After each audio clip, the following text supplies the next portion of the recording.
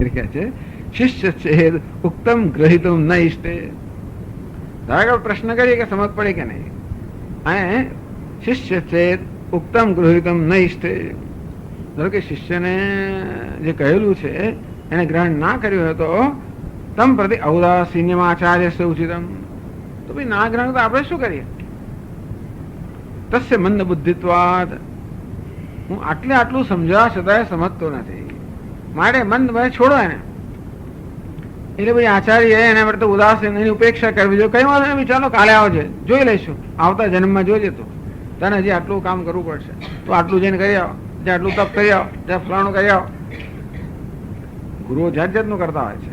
તેથી જ્યાં 15 ઉપવાસ કર, ફલાણું કર, ઢીકણું કર, જે કઈ. તો એમ કરીને જ્યાં યાત્રા કરી આવો 10 એવું કહી દે. ઘણી વાર યાત્રા કરવા જાઓ,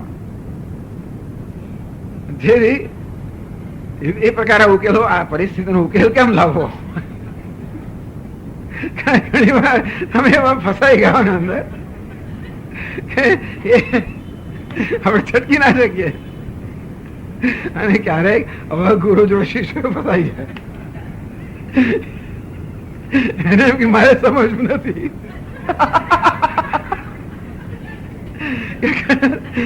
નહીં સમજાય તો ચાલશે, એવું થાય. પણ નહીં, આ તો જયારે હું તો સમજાવે છોડીશ. એને પેલો ફસાયો અને પેલો હજી સમજ નથી પડી, આ ફસાયો. તો કે છે કે નહીં, ચાલુ રાખવું, આ પ્રયત્ન ચાલુ રહેવો જોઈએ જ્યાં સુધી શિષ્ય સંબંધ ના પડે ત્યાં સુધી. એટલે નહીં તો મંદ બુદ્ધિ તો આ રીતે આશંકા એની ઉપેક્ષા કરવી જોઈએ કે નહીં? એટલે કે નહીં.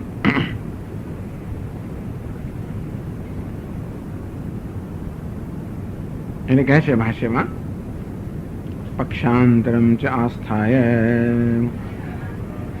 વાંચી લીધું? હા એવું છે. યત્નાંતરમ ચ આસ્થાય શિષ્ય કૃતાર્થ कर्तव्य इति आचार्य धर्म प्रदर्शितो भवति. यत्नांतरम च आस्थाय. जो ઉપનિષદમાં પણ આ પદ્ધતિ જોઈએ છે, કઠોપનિષદ જેવા ગ્રંથની અંદર પણ જુદા યત્ન, જુદા રૂપક આપે, જુદા દ્રષ્ટાંત આપે. પૂર્વ એકાદશ દ્વારમ ઉર્ધ્વમૂલ અવાક શાખા. જુદા દરેક એમનો ઉપનિષદની વલ્લી જયારે ખુલે ત્યારે નવા નવા દ્રષ્ટાંત ખુલે. એટલે રસનું કેટલા રૂપકો આપ્યા, કેટલા દ્રષ્ટાંતો આપ્યા. યત્નાંતરમ આચાસ્થાય. ચાલો પછી એક નહીં તો બીજો યત્ન. ધ્વા સુપર્ણ સયુજા સખાય મુંડકો, બીજો યત્ન. શિષ્ય કૃતાર્થ કર્તવ્ય. શિષ્યને કૃતાર્થ કરવો જ જોઈએ. ઇતિ આચાર્ય ધર્મ પ્રદર્શિતો ભવતી. કે આચાર્યનો ધર્મ છે કે શિષ્યને કૃતાર્થ કરવો જોઈએ.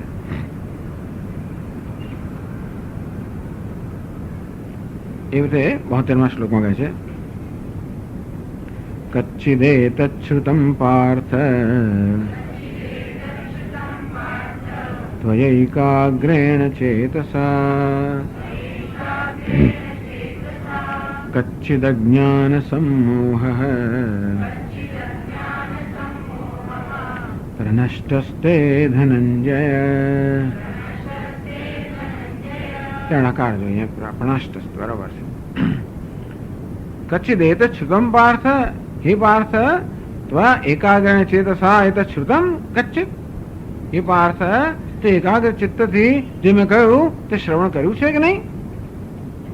કચ્છિત જ્ઞાન સમૂહ પ્રનષ્ટસ્તે ધનંજય. એક વાર પાર્થ કહે છે ધનંજય, હે ધનંજય, તારો અજ્ઞાન જન્મેલો મોહ જે છે એ નષ્ટ થઈ ગયો કે નહીં? હે પાર્થ, જે મેં આ બધું પ્રવચન કર્યું એ તે એકાગ્ર સાંભળ્યું છે કે નહીં? અને એને કારણે હે ધનંજય, અજ્ઞાન જન્મેલો તારો મોહ નષ્ટ થઈ ગયો કે નહીં? એવો પ્રશ્ન કરે છે. કહે છે કચ્છિત કિમ એતત મયા ઉક્તમ श्रुतं श्रवणेन अवधारितं पार्थ किं त्वया एकाग्रेण चेतसा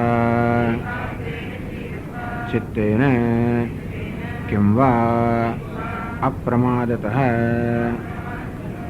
એવું છે ને અપ્રમાદતઃ છે ને હા પ્રમાદતઃ જ જોઈએ કિમ વા પ્રમાદતઃ કિમ વા છે તો પછી પ્રમાદતઃ હોય ને કચ્છિત એટલે કિમ કચ્છિત એટલે કામ પ્રવેદને અથવા કચ્છિત પ્રશસ્ત પ્રશ્નાર્થે કચ્છિત અવ્યય છે એનો અર્થ અહીંયા કેમ શું એવો અર્થ કર્યો અથવા ઉત્તમ પ્રશ્ન કર્યો અથવા તો એની ઈચ્છા જે છે ને ઈચ્છા જાણવા માંગે છે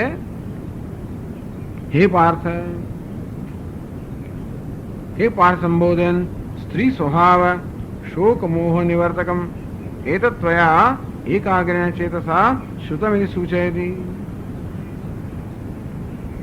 પાર્થ એટલે પૃથાનો પુત્ર ક્યારે ક્યારે વર્ત કરવામાં આવે કે આ દીકરાનું નામ લેવામાં આવ્યું એના પિતાને ધ્યાનમાં રાખીને કે પુત્ર પાંડવ કે એટલે પિતા પરથી એનું નામ પડ્યું પાર્થ કે એટલે માતા પરથી પડી કૌંતેય પાર્થ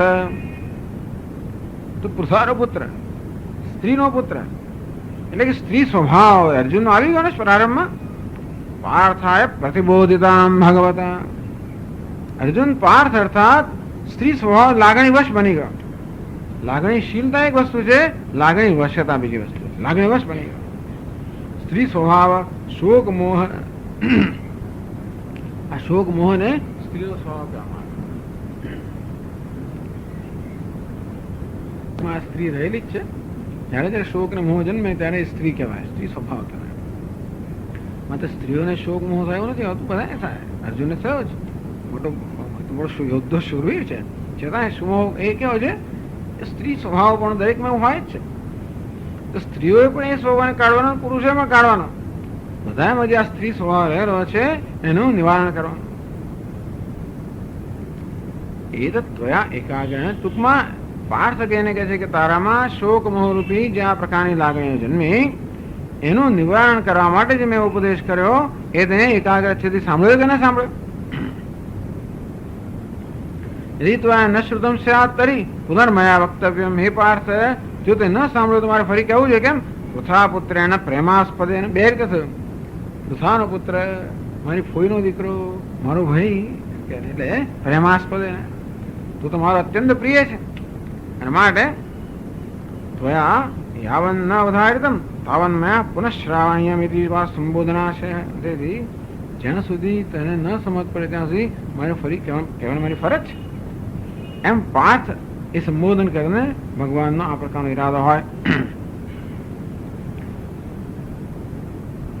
શ્રુતમ શ્રવણેન અવધારિતમ પાર્થ એ પાર્થ તે સાંભળ્યું છે કે નહીં સાંભળે તો બધા ને પણ કાને ધર્યું છે સાંભળવું એક વસ્તુ છે અને કાને ધરવું બીજી વસ્તુ છે ને એટલે શ્રવણેન અવધારિતમ તો આ શ્રવણ કરીને તને એના અર્થનો નિશ્ચય જન્મ્યો છે કે નહીં પાર્થ किम तो एकाग्र चेतसा श्रुतम हे पार्थ एकाग्र चित्तથી શ્રવણ કરીને એના અર્થનો નિશ્ચય થયો છે કે નહીં તો કિમ વા પ્રમાદતઃ કે પછી વેદાંતપણે સાંભળ્યું છે વેદાંતપણે સ્વાભાવિક કઈ જગ્યાએ ઉપદેશ કર્યો રણ મેદાન ઉપદેશ કર્યો આમ કઈ ઘોડા હણહણતા હશે હાથી ચિત્કાર કરતા શું શું થતું હશે બધું ત્યાં આગળ તો કેવી જાતને ધમાલ ઘોંઘાટ ત્યાં આગળ હશે અને કેવું વાતાવરણ ટેન્શન ટેન્શન બધા લોકો આમ શસ્ત્ર અસ્ત્ર શસ્ત્ર તૈયાર છે એવામાં કોઈનું એકાગ્રતા રહે ક્યારેય પણ અને એમાં પણ કદાચ યુદ્ધનો ઉપદેશ કર્યો તો કદાચ પેલો બરોબર સાંભળ્યો બ્રહ્મ વિદ્યાનો જેને સંબંધ નથી સ્વાભાવિક છે ને કે વેદાંત તરત આમ સાંભળતો હોય આપણે અહીંયા સાંભળતા આપણા ઘરમાં એકદમ થઈ જાય ઉઘાડા પેલા આવ્યા છે મહેમાન પેલું થયું કે ના થયું ફલાણું થયું કે ના થયું પેલું લાવવાનું રહી ગયું કે નહીં લાવ્યું રસોઈમાં આમ મીઠું નાખ્યું નથી નાખ્યું એવું વિચાર આવે આપણને આપણું ધ્યાન આપણે બેધ્યાન બની જઈએ એને પ્રમાદ કહેવામાં આવે છે બેધ્યાન પણ પ્રમાદ ધ્યાન છે પણ જ્યાં હોવું ત્યાં નથી જ્યાં હોવું જોઈએ ત્યાં નથી તો અર્જુન પ્રમાદને કારણે બેધ્યાનપણાથી તે સાંભળ્યું છે કે ધ્યાન દઈને મેં જે કહ્યું છે સાંભળ્યું છે એક પ્રશ્ન થયો. શ્રોતવ્યમ શબ્દતઃ અર્થતસ્ય બોદ્ધવ્યમેતિ મમ કામોસ્તિ. એટલે કચ્છિત નો કામ પ્રવેદને મારી કામના હું તને જણાવું છું એનો અર્થ એવો થયો. હું ઈચ્છું છું કે મેં જે કહ્યું શ્રવણ જે મેં ઉપદેશ કર્યો એનો શબ્દતઃ અર્થતસ્ય મેં કહેલા શબ્દો તેને સાંભળ્યા હોવા જોઈએ, જોડે જોડે અર્થ પણ ગ્રહણ કર્યો હોવો જોઈએ. એ બોદ્ધવ્યમ એ મમ કામોસ્તિ તથા ત્વામ પૃચ્છામિ. હું ઈચ્છું છું કે મેં જે ઉપદેશ કર્યો એ તે સાંભળ્યો હોવો જોઈએ અને જોડે જોડે અર્થ ગ્રહણ કર્યો હોવો જોઈએ. એ જાણવાની ઈચ્છાથી પૂછું છું કે એવું થયું છે કે નહીં. એ રીતે કચ્છિત નો અર્થ કામ પ્રવેદન, પોતાની ઈચ્છા પ્રગટ કરવા માટે કચ્છિત કરે. એટલે પહેલા વસ્તુ એ છે કે તે ધ્યાનથી કે ચિત્તે મેં જે ઉપદેશ કર્યો એનું શ્રવણ કર્યું છે અને શ્રવણ કરીને મેં જે કહ્યું તેનો અર્થ ગ્રહણ કર્યો છે. અર્થ ગ્રહણ કરીને તારા મનમાં એ અર્થ વિશે નિશ્ચય જન્મ્યો છે. એક પ્રશ્ન.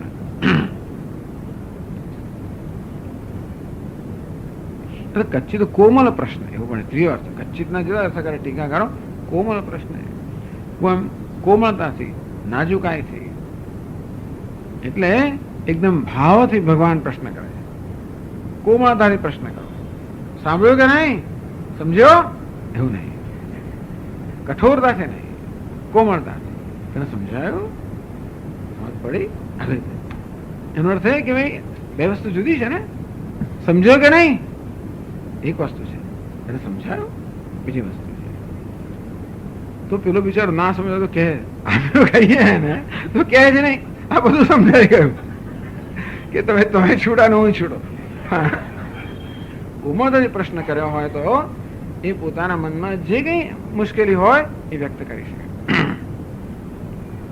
કચ્છિત કોમલ પ્રશ્ને, કચ્છિત કામ પ્રવેદને, કચ્છિત પ્રશસ્ત પ્રશ્નાર્થે ભવદાર્થ છે.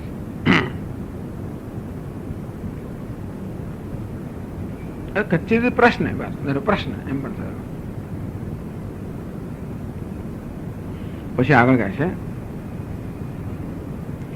યદર્થોયમ નહીં આની પેલા કચ્છિત અજ્ઞાન સમોહ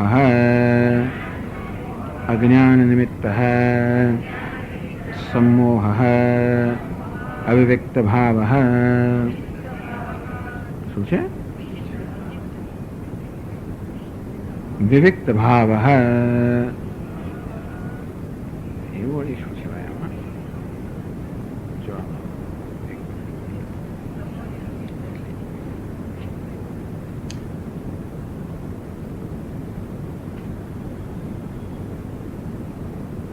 विचित्त भाव, चित्त का मूળ ભાવ. અચ્છા, મોહ વૈચિત્ય એવું છે. એટલે વિચિત્ર હોય ને મોહ નો અર્થ જ કરે વિચિત્ર વાળા. ચાલો, મોહ વૈચિત્ય.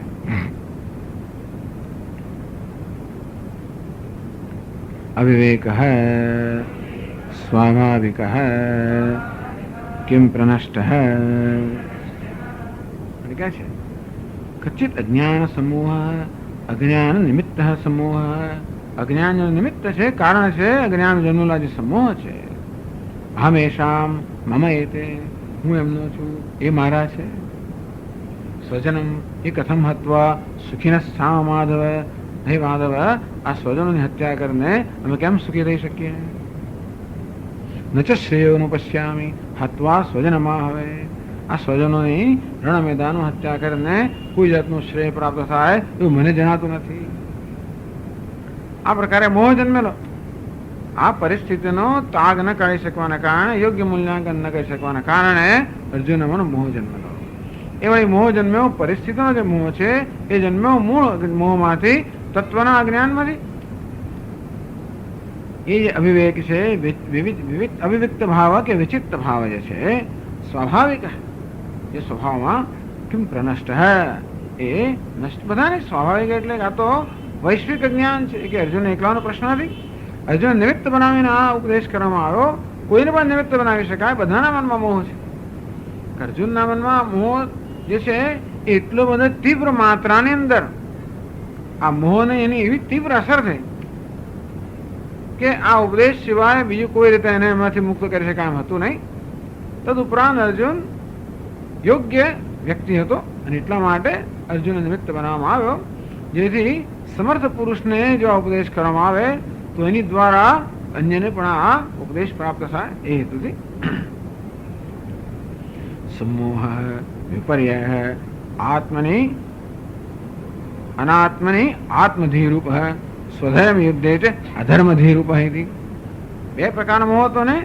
અનાત્મની આત્મધીરૂપ, અનાત્માને આત્મા માનો, હું અર્જુન છું, આમનો સગો છું વગેરે. અને સ્વધર્મ યુદ્ધે છે અધર્મ, ખરેખર તો આ યુદ્ધ છે પોતાનો સ્વધર્મ છે, ક્ષત્રિય ધર્મ છે, પણ અર્જુન અધર્મ માનતો હતો.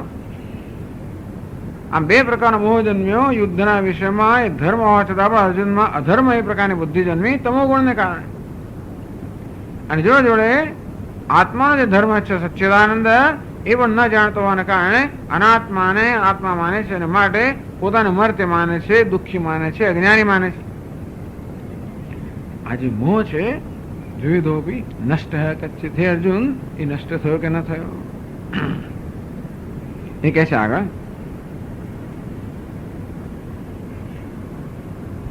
યદર્થોયમ શાસ્ત્ર શ્રવણ આયાસ તવ મમ ચ ઉપદેષ્ટૃત્વ આયાસ પ્રવૃત્ત તે તુભ્યમ ધનંજય.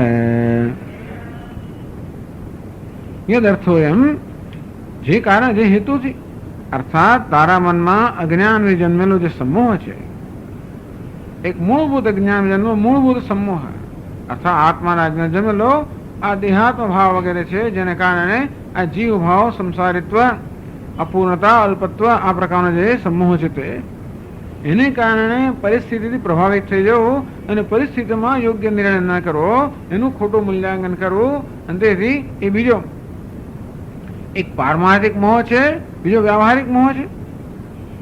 એ બે મોહ તારો દૂર થાય એ માટે આપણે બંને પ્રયાસ કર્યો. આ બંનેનો પરિશ્રમ છે.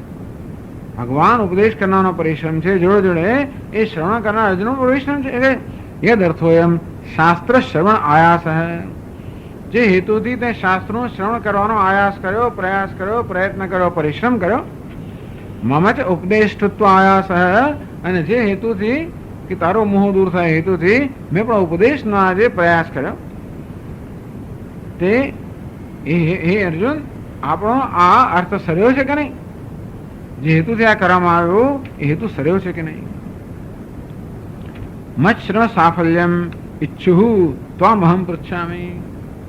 મેં જે શ્રમ કર્યો એ સફળ થયો છે કે નહીં એ જાણવા ઈચ્છનાર હું તને પ્રશ્ન કરું છું કે આપણો શ્રમ સફળ થયો કે નહીં.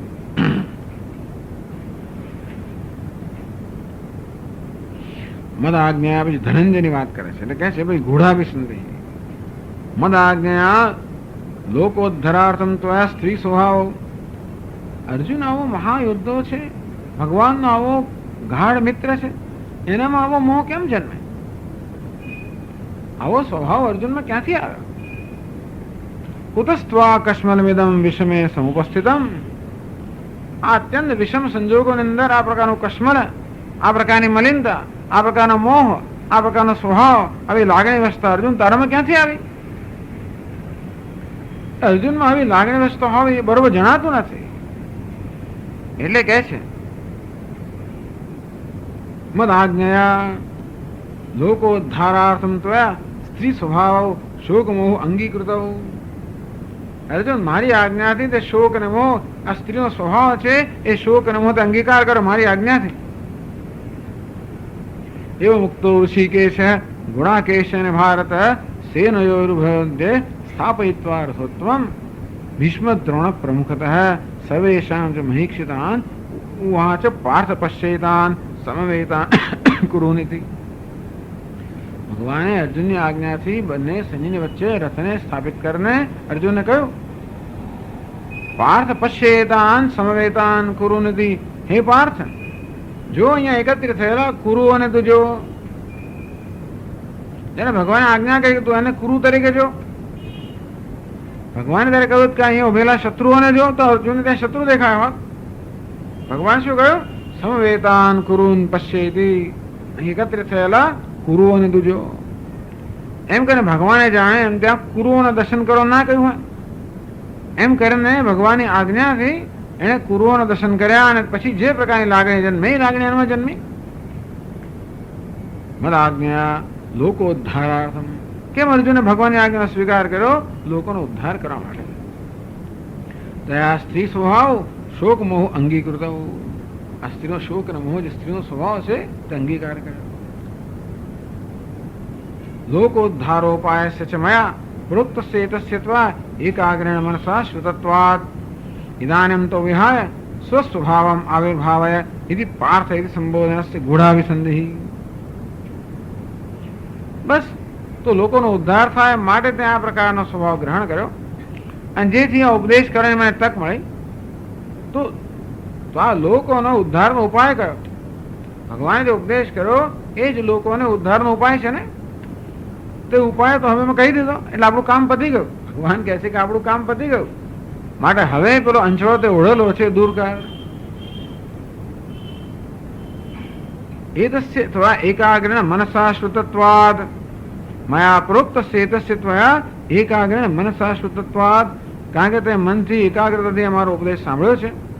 ઇદાનીમ તો વિહાય. હવે આ શોક મોહ જે મારી આજ્ઞાથી સ્વીકારેલા હતા એને હવે ત્યાગી દે. સ્વસ્વભાવમ આવિર્ભાવય. હે અર્જુન તારા પોતાના સ્વભાવને પ્રગટ કર. ઇતિ પાર્થ ઇતિ સંબોધન છે ગૂઢાભિસંધિ. આમ પાર્થ એ સંબોધનનો ગૂઢ અભિપ્રાય આ પ્રકારનો છે એવું આ ટીકાકાર કહે છે. ધનંજય બે સંબોધન કહે ને.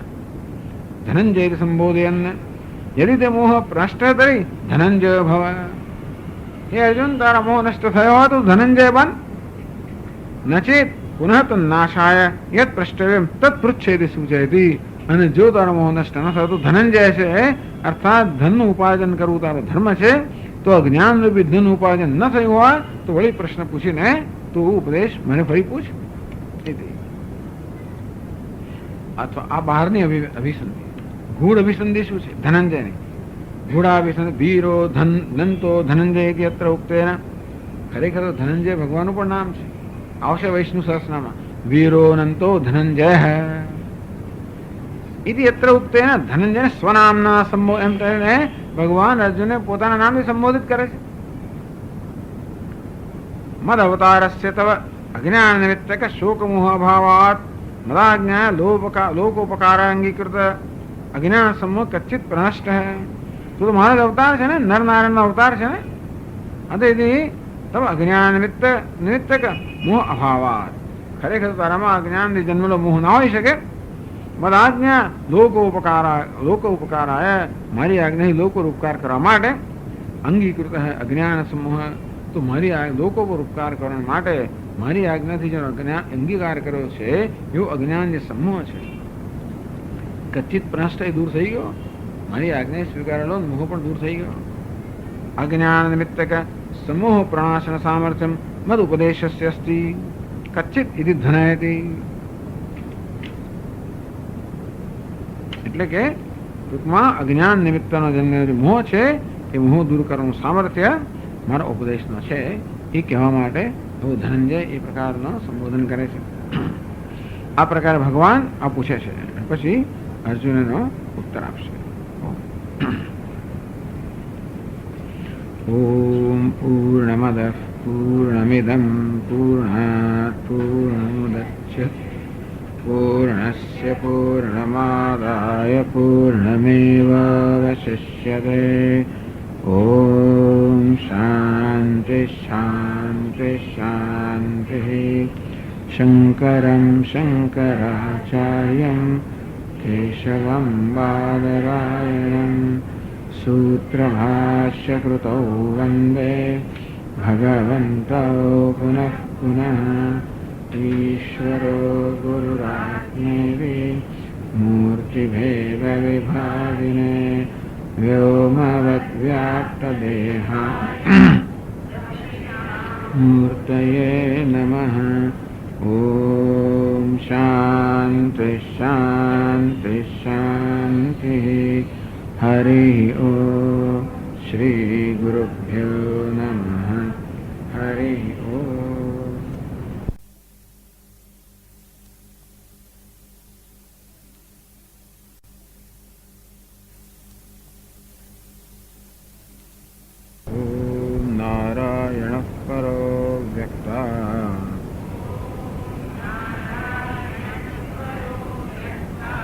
अंडमव्यक्तसंभवम् अंडस्यान्तस्तु मे लोकाः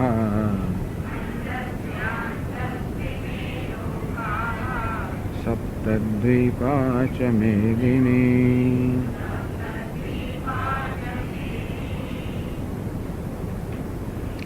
कच्चिदेतच्छ्रुतं पार्थ त्वयैकाग्रेण चेतसा कच्चिदज्ञानसम्मोहः प्रणष्टस्ते धनञ्जय।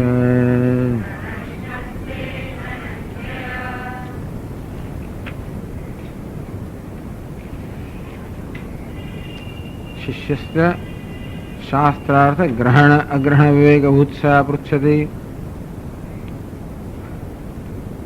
के शिष्य शास्त्रનો અર્થ ગ્રહણ કર્યો કે ન કર્યો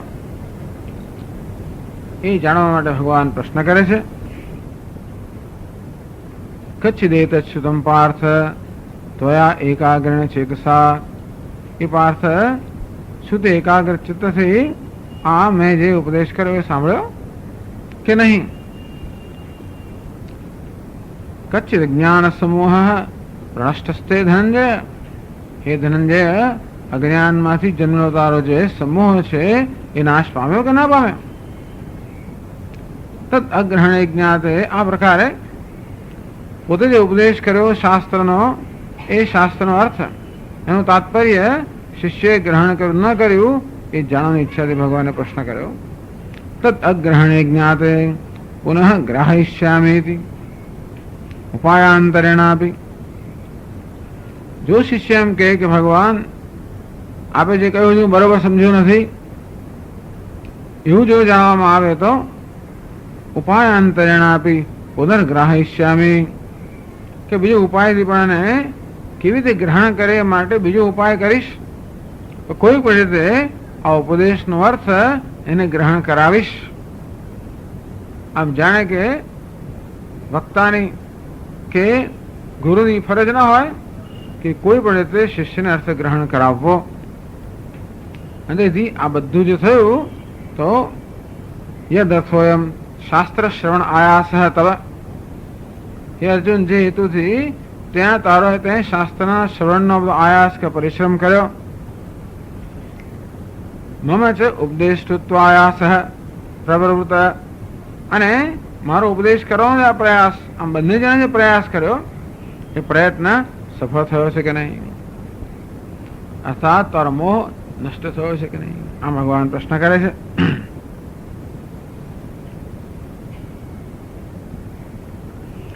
મત શ્રમ સાફલ્યમ ઈચ્છુ ત્વામહમ પૃચ્છામિ। મેં જે શ્રમ કર્યો એનો સફળતા એ શ્રમ સફળ થયો કે નહીં એ સાંભળવા ઈચ્છું છું। અંતે તે પૂછ્યું કે મારા શ્રમની સફળતા જાણવા માટે કહું છું।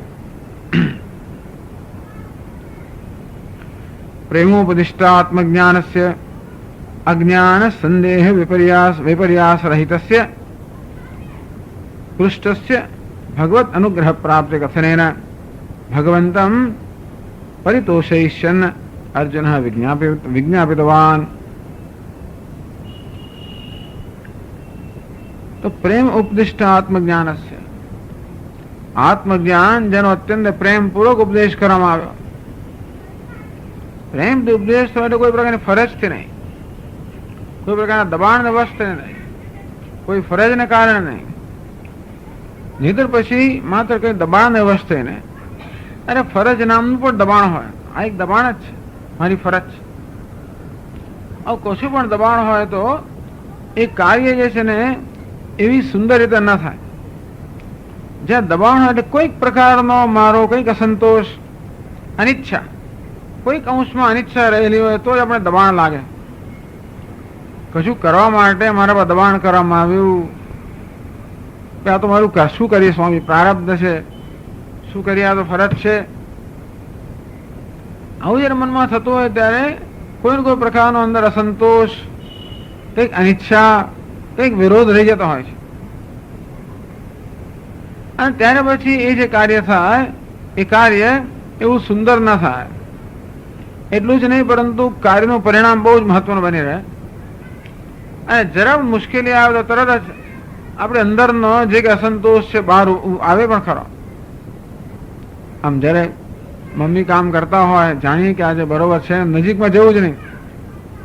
જો પેલી આદણી બરોબર હાથમાં ના આવી, ખોટું વેલણ હાથમાં આવ્યું, ગેસ ચાલુ ના થયો, કઈ લોટમાં કણકમાં પાણી વધારે પડે, કશું થયું જે આજુબાજુમાં ધીવાઈ જાય એટલે ઘાટા પડે, કઈ થાય. કારણ કે અંદર અંદર કોઈ પ્રકાર રોષ દ્વારા કરવામાં આવે છે ને, ધીરજ ના રહે, અધીરાઈ હોય, ચાલો પતાવો, પૂરું કરો, એવું થઈ જાય.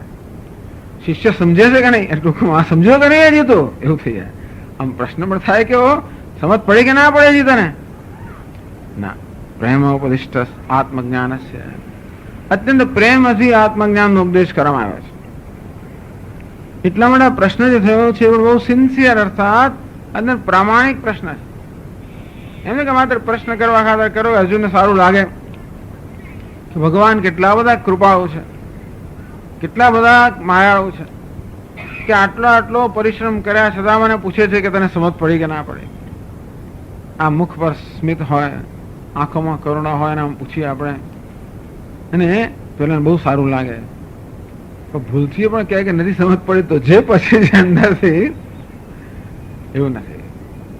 તો કે એકદમ પ્રમાણિકતાથી પ્રશ્ન કરવામાં આવ્યો કે તને સમજ ના પડી હોય તો હજુ કહેવા તૈયાર છું, તો જરાય ચિંતા ન કરીશ, જરાય ગભરાઈશ નહીં.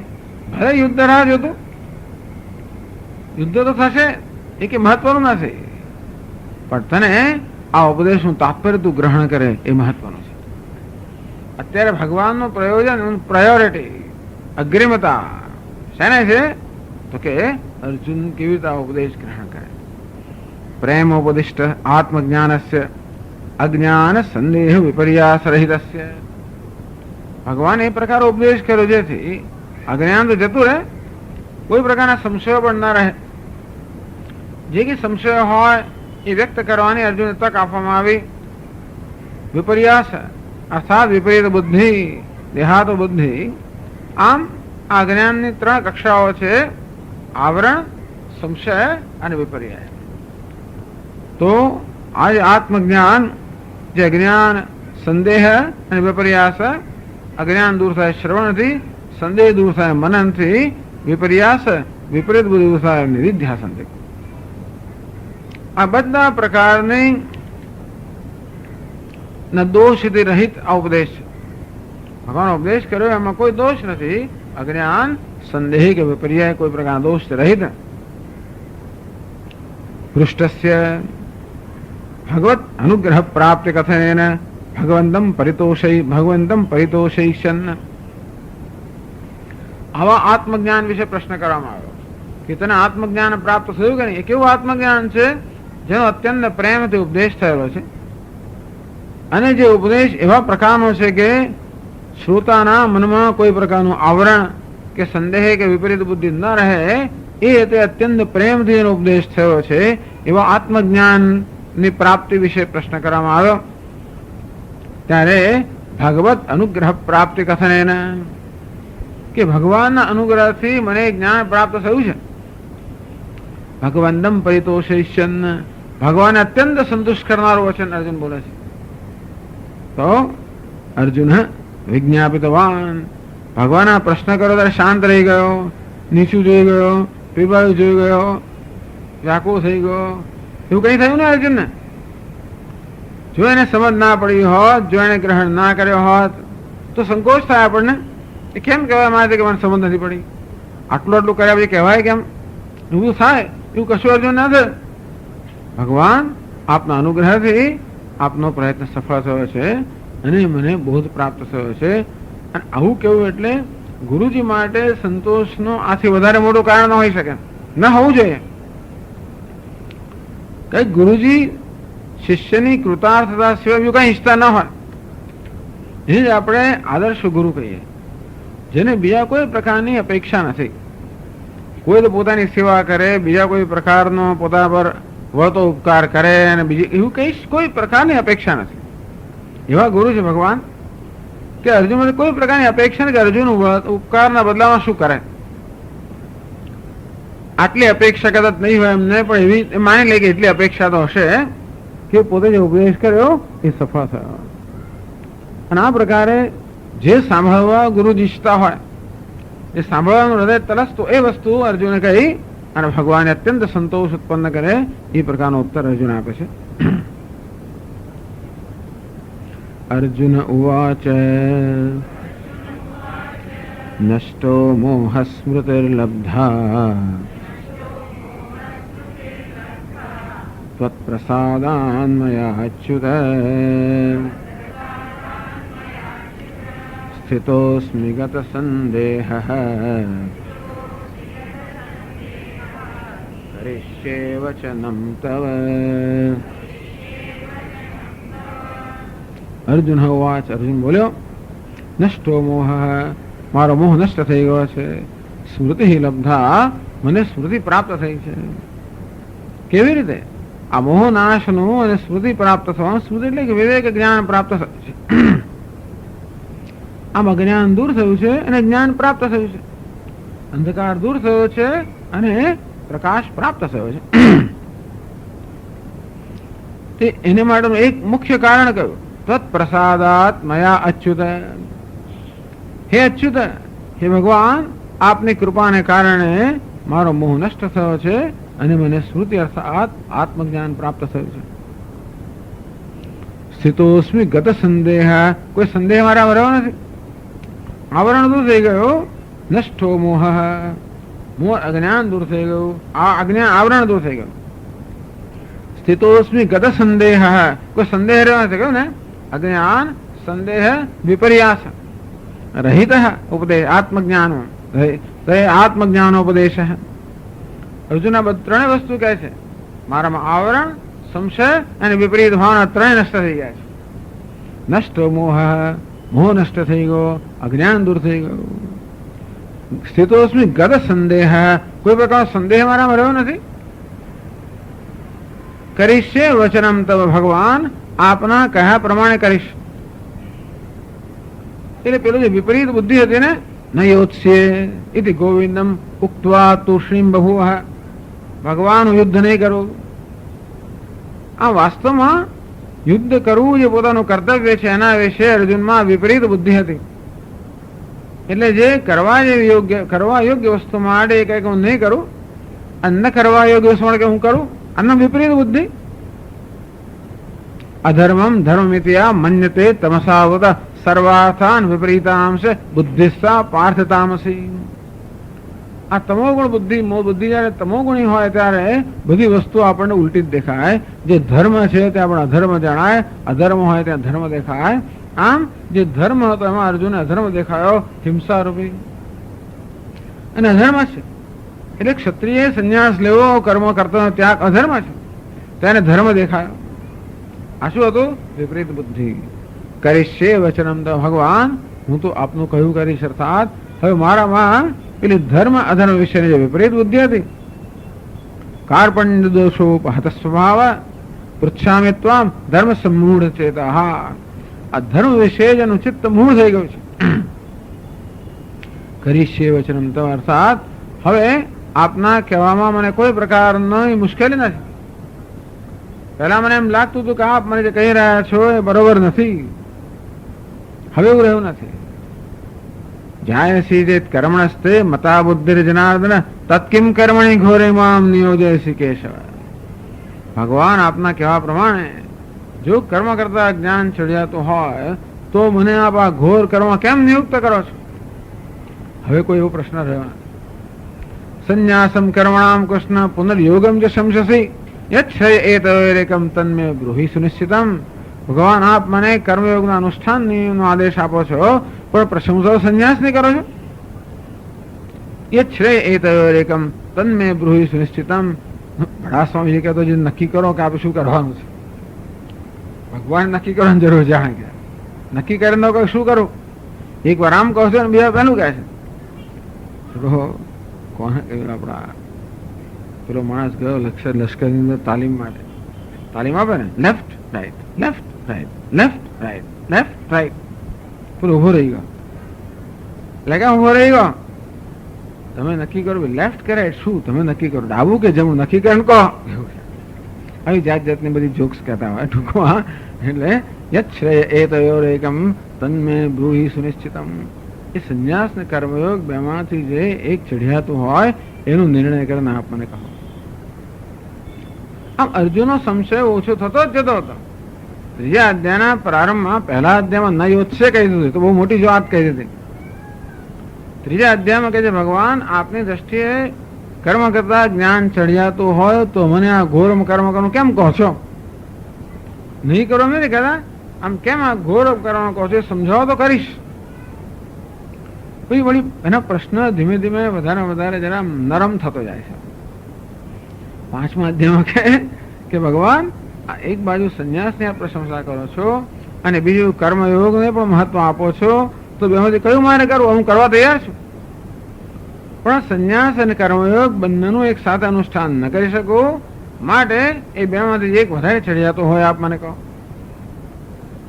આ પ્રકારે ધીમે ધીમે ધીમે અર્જુનનો જે એનો પેલો આગ્રહ જે હતો, જે વિપરીત બુદ્ધિને કારણે જન્મેલો હતો, એ ધીમે ધીમે ધીમે ઓછો ને ઓછો થતો ગયો, નરમ ને નરમ થતો ગયો. અને હવે શું કહે છે? કરીશ છે વચનમ તો ભગવાન હવે આપનું કહ્યું કરીશ. અર્થાત આપનું કહ્યું કરવામાં મારામાં કોઈ વિરોધ નથી, મારો વિપરીત બુદ્ધિ નથી. એટલે આગળ કહ્યું બીજા અધ્યાયને જ ભગવાને અંતવંતે મે દેહાહ નિત્યસ્યોક્ત્યા શરીરણઃ અનાશનો પ્રમેયસ્ય તસ્માદ યુદ્ધસ્વ ભારત. એ ભારત આત્મા અનાશી છે, આ પ્રમેય છે, આ દેહ તો અંતવાન છે. તો અંતવાન છે અર્થાત તું એનો અંત લાવે કે ના લાવે તો પણ દેહનો અંત થવાનો જ છે. આ તો ગમે તે કરે તો પણ આત્મા તો અવિનાશી છે. આ હકીકતને બદલી શકવાનો તો યુદ્ધ કરે નહીં તો પણ આ દેહનો અંત આવી જ જવાનો છે. યુદ્ધ કરીશ તો પણ આત્માનો અંત આવે. તસ્માદ ઉત્તિષ્ઠ કાઉંતે, તસ્માદ યુદ્ધસ્વ કાઉંતે. તારા મનમાં એમ છે ને કે આ બધા લોકો નાશ, આત્માનો નાશ, એવું તું માને છે? તો કે આત્માનો નાશ થવાનો નથી. અને તું એમ માને છે કે આ દેહને હું નહીં લડું તો આ દેહ ટકે, એવું થવાનું નથી. અર્જુન તો એમ માનતો હોય કે યુદ્ધ નહીં કરે માટે આ દેહ બધા અમાર થઈ જશે, એમ પણ થવાનું નથી. યુદ્ધ કરીશ માટે આત્માનો નાશ, એવું પણ નાશ પણ થવાનો નથી. એટલે અર્જુનમાં આ પ્રકારની જે વિપરીત બુદ્ધિ છે, આત્મા અનાત્માનો અવિવેક, આમ દેહના ધર્મનો આત્મા પર અધ્યારોપ કરીને આત્માને મર્ત્ય માનવો, અને આ દેહને આત્મા માનતો હોવાના કારણે દેહમાં પ્રીતિ હોવી, બે વસ્તુ થઈને દેહનો ધર્મમાં આત્મામાં અધ્યારોપ થવાના કારણે આત્માને મર્ત્ય અર્થાત મૃત્યુને યોગ્ય માનવો અને એના મૃત્યુ માટે શોક કરવો કે મૃત્યુની સંભાવના માટે શોક કરવો. દેહમાં આત્માના ધર્મનો આરોપ કરે, દેહમાં એવો પ્રેમ હોવો જેવો આત્મામાં હોય, એમ કરીને છોડવાની તૈયાર ન હોવી, આ છે વિપરીત બુદ્ધિ. અર્જુન યુદ્ધ નથી કરવા માંગતો, એમ નિશ્ચય છે ને, વિપરીત નિશ્ચય છે ને. મિથ્યેષ વ્યવસાયસ્તે પ્રકૃતિસ્ત્વામ નિયોક્ષતિ. ભગવાન તારો નિશ્ચય કેવો છે? મિથ્યા છે, વિપરીત છે, ખોટો છે, અસત છે. આમ અર્જુનનો આ પ્રકારનો નિર્ણય યુદ્ધ નહીં કરવું એ વિપરીત બુદ્ધિ છે. સંદેહ યુદ્ધ કરવું કે સંન્યાસ લેવો સંદેહ છે. હું અર્જુન છું, આ મારા સગાઓ છે, સ્વજનો છે, એ જન્મ્યું છે અજ્ઞાનમાં છે. અજ્ઞાન સંદેહ વિપર્ય. અર્જુના રિપોર્ટ આપી દીધો કે ત્રણમાંથી એક રહ્યું નથી. નષ્ટો મોહ સ્વદર્લબ્ધા. અજ્ઞાન ગયું છે કારણ કે જ્ઞાન પ્રાપ્ત થયું છે. સ્થિતોસ્મિ ગત સંદેહ, કોઈ સંદેહ મારામાં રહ્યો નથી. એ સંદેહ માત્ર યુદ્ધના વિષયમાં ન હોય, આત્મા અનાત્માના વિષયમાં હોય, નહીં તો પેલું વિપર્ય રહેવાનો જ છે. આત્મા કોને કહેવાય, અનાત્મા કોને કહેવાય, કર્મનું શું સ્થાન છે, ભક્તિનું જ્ઞાનનું શું સ્થાન છે, સંન્યાસનું શું સ્થાન છે, આવા વિષયમાં કોઈ સંદેહ રહ્યો નથી. કરીશ્ય વચનમ તો માટે કોઈ વિપરીત બુદ્ધિ રહી નથી. હવે અધર્મ અને ધર્મ બુદ્ધિ રહી નથી, ધર્મ અધર્મ બુદ્ધિ રહી નથી, આત્મા અનાત્મા આત્મબુદ્ધિ રહી નથી. એવું કારણે કરીશ્ય વચનમ, તો ભગવાન આપનું કહ્યું કરીશ. આમ તો ભગવાને શું કહેલું? યથેચ્છસી તથા કુરુ. અર્જુન, તને જે યોગ્ય લાગે તે. ભગવાન અર્જુનને કેટલી બધી મુક્તિ છે ને, ફ્રીડમ, સ્વતંત્રતા છે ને. વિમૃશ્ય તદશેષેણ યથેચ્છસી તથા કુરુ. એતે જ્ઞાનમાખ્યાતમ ગુહ્યાત ગુહ્યતરમ મયા. આ પ્રકારે હે અર્જુન, ગુહ્યથી પણ ગુહ્ય, ગોપનીયથી પણ ગોપનીય આ જ્ઞાનનો ઉપદેશ મેં તને કર્યો. વિમૃશ્ય એતદ અશેષેણ, અને પૂરેપૂરું આલોચન કરીને યથા ઈચ્છસી તથા કરું, તને જે યોગ્ય લાગે તે કરે. બસ આ ગુરુજીની ઉદારતા છે. અને શિષ્યની કૃતાર્થતા શેમાં છે? કરીશ્યે વચનમ તવ. બંને યોગ્ય સ્થાને જ છે. ગુરુનું સ્થાન શું છે? એની ઉદારતા છે. યથેચ્છસી તથા કર. મેં તને ઉપદેશ કર્યો, મારે તારે આમ જ કરવું, એવી જાતને કોઈ જાત એવી કોઈ દબાણ મનમાં રાખીશ.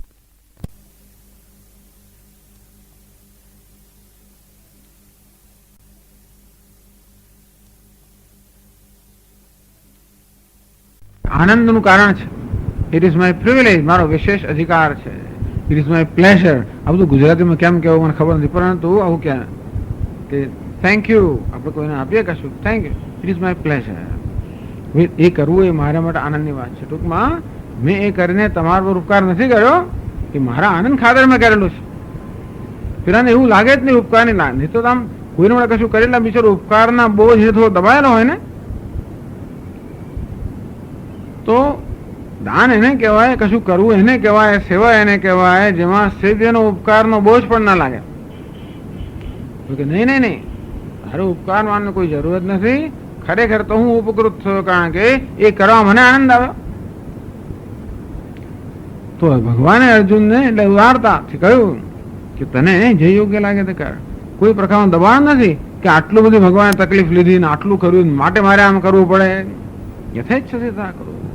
અને અર્જુન શું કહે છે? કરીશ્યે વચનમ. ભગવાન આપણે કોઈ મનમાં એવી જાતનો સંકોચ રાખવાની જરૂર નથી કે આપણે ઉપદેશ કર્યો અને માટે આપને ખુશ કરવા માટે કરું છું. કરીશ્યે, મને એવો કોઈ સંશય રહ્યો નથી, માટે આપનું કહ્યું કરીશ. તો જો ભાષ્યમાં કહે છે,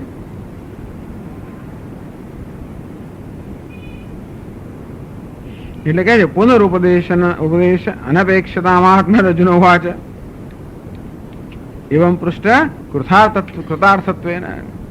આમ જયારે અર્જુનને પૂછવામાં આવ્યું ત્યારે પોતે કૃતાર્થ છે, માટે હવે આગળ ઉપદેશની અપેક્ષા નથી એમ કહ્યું. પુનર ઉપદેશ અનપેક્ષતામાત્મન. અર્જુનને હવે કોઈ બીજા ઉપદેશ આગળ ઉપદેશ અપેક્ષા રહી નથી એવું અર્જુને વ્યક્ત કર્યું. તો કહે છે ભાષ્યમાં, નષ્ટો મોહ અજ્ઞાનજઃ સમસ્ત સંસાર અનર્થ હેતુ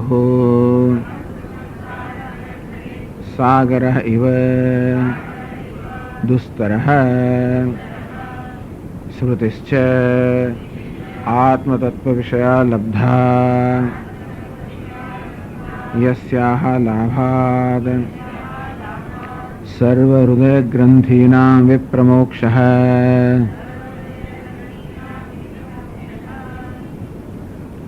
નષ્ટો મોહ અજ્ઞાનજઃ.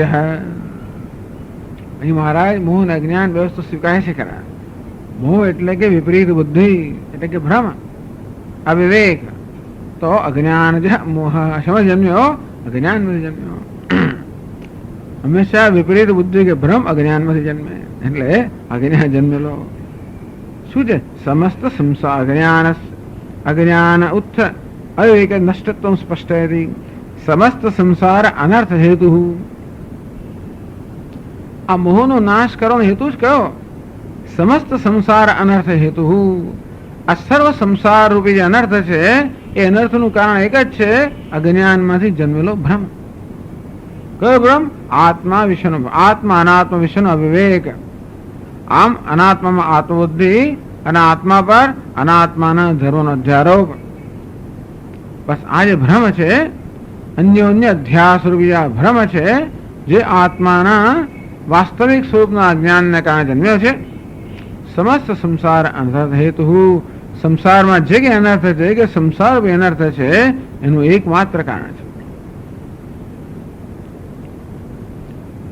સાગર દુસ્તર અને એ કેવો છે, જો જ્ઞાન રૂપી ઉપાય કરવામાં ના આવે.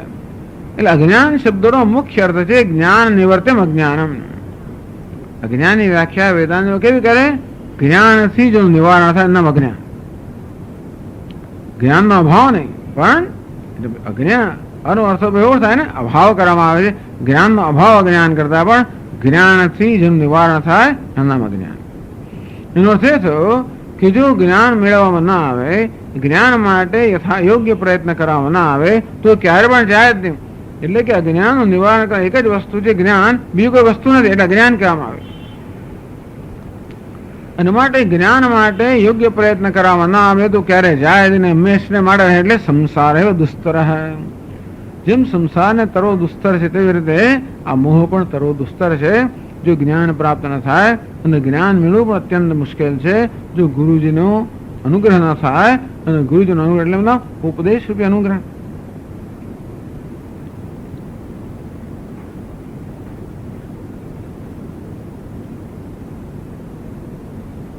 સ્વયં જ્યોતિષી પ્રતીચી બ્રહ્મણી અવિદ્યા ભ્રમમ વિદ્યા અપનયતી ન અવિદિતમ પ્રકાશયતી મત્વા. તો એવું છે કે મને બ્રહ્મ પ્રાપ્ત થયું કે નવેસરથી આત્મજ્ઞાન થયું. આપણે આત્મજ્ઞાન થાય એવું પણ નથી. આત્મજ્ઞાન આપણને છે એ જ્ઞાનમાં સુધારો થાય છે. આપણને પોતાના વિશેનું જ્ઞાન તો છે જ ને. હું કોણ છું તો હું જાણું જ છું, હંમેશા જાણતો હોઉં છું. એટલે પ્રયત્ન વગર તો સ્વયં પ્રકાશ છે. હું છું એ તો જાણું જ છું. પરંતુ એની અંદર પેલા જે અનાત્માના ધર્મો આપણે ઉમેરી દેતા હોઈએ છીએ ને, એને કારણે જ્ઞાન કેવું બની ગયું? અશુદ્ધ બની ગયું, દૂષિત બની ગયું. અને તેથી એ બધી મુશ્કેલી ઉભી કરનારું બની ગયું. એ જ જ્ઞાન, એના કરતા જ્ઞાન ન હોય તો સારું થાત. અત્યારે આપણને આત્માનું જે જ્ઞાન છે એના કરતા ન હોય તો સારું.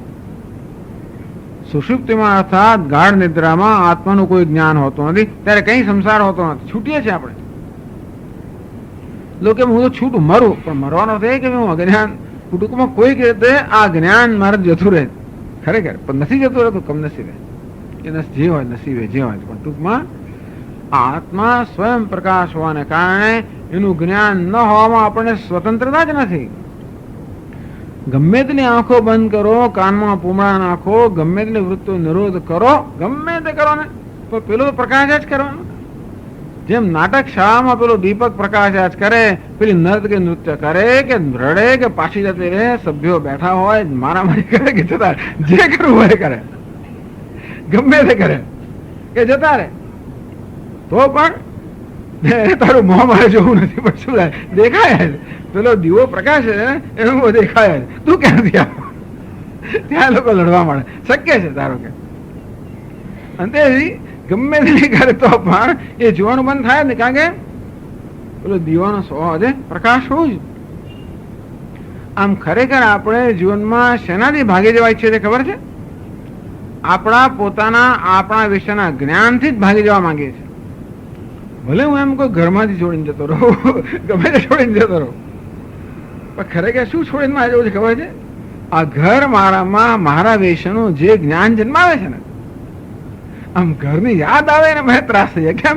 એટલે કેટલી પરવશતા છે ઘરની અંદર જે કંઈ પોતાને થતું હોય, એટલે એને કારણે પોતાને જે લાગણી થતી હોય, દીનતાની, હીનતાની, પરવશતાની, એકદમ ઘરમાં જાય શું કર્યું, શું ના કર્યું, ફલાણું કર્યું, આવું કર્યું, આવું કેમ લઈ આવે, આવું કેમ, આખો તો આવું થતું હોય ધારો કે. એટલે ટૂંકમાં એ જગ્યાએ પોતાના ઉપર પોતાના વિશે એવી હીનતાની લાગણી જન્મતી હોય. એવું આત્મા વિશે હીન ભાવ જન્મે, આત્મા વિશે તિરસ્કાર જન્મે. એ આત્માનું જે જ્ઞાન છે ને, હીનતાપણાનું જ્ઞાન છે, એ મને નથી ગમતું, એનાથી મારે ભાગી જવું છે. પણ જ્યાં જવું તે તો સાથે જ આવે છે. હું ભલે જંગલમાં ભાગી જાઉં, આત્મા તો સાથે આવે તો આવે એટલું જ નહીં, પરંતુ એનો ભ્રમ પણ સાથે આવે છે. ત્યાં પણ પછી હું મનુષ્ય છું, અને પછી વાઘનો ભય લાગે, રાત્રે કંઈક થયું, પેલું જ્યાં જવું ત્યાં આગળ કશું ને કશું હોવાનું જ. ખાલી સંજોગો બદલાય કરે, ત્યાં આગળ બીજું કોઈ વસ્તુ મારા હીનભાવ ઉત્પન્ન કરે. આખો દાડો કાગડા કાકા કર્યા કરે, એ નથી ગમતો કઈ વાત. પણ એ કોઈ ને કોઈ વસ્તુ જ્યાં જવું ત્યાં આગળ એટલે મારે ખરેખર ભાગી શેમાંથી છૂટવું છે? હીન ભાવમાંથી ભાગી છૂટવું છે. હીન ભાવ પણ છે નહીં, માની લીધેલો હીન ભાવ છે. આત્મા પ્રકાશ્યા જ કરે છે. ટૂંકમાં એ ન પ્રકાશ્યો બને જ નહીં, એનો અનુભવ ના થયો બને જ નહીં, અને તેથી એના વિશે મારો ભ્રમ કે એના વિશે ખોટો ખ્યાલ ન એવું બનતું જ નથી. ગમે તે માણસ કરે, જન્મો જન્મથી એક વસ્તુ સાથે ને સાથે આવે, આત્મા પોતાના વિશે ખોટો ખ્યાલ. એ સ્વયં પ્રકાશ છે, અર્થાત એનાથી આપણે આંખો, એનાથી આપણે મોં ફેરવી જ ના શકીએ. એનું જ્ઞાન ના થયું બને, કારણ એના જ્ઞાન માટે ઇન્દ્રિયો પણ ન જોઈએ, મન પણ ના જોઈએ, કશું જોઈએ જ નહીં. એ સ્વયં પૂરતો છે જ્ઞાન થવા માટે, અને એને એટલા માટે એને ટાળી જ ના શકીએ. આ બધું દુઃખ આત્માને કારણે છે, સમજવાની જરૂર. ભલે સચ્ચિદાનંદ રહ્યો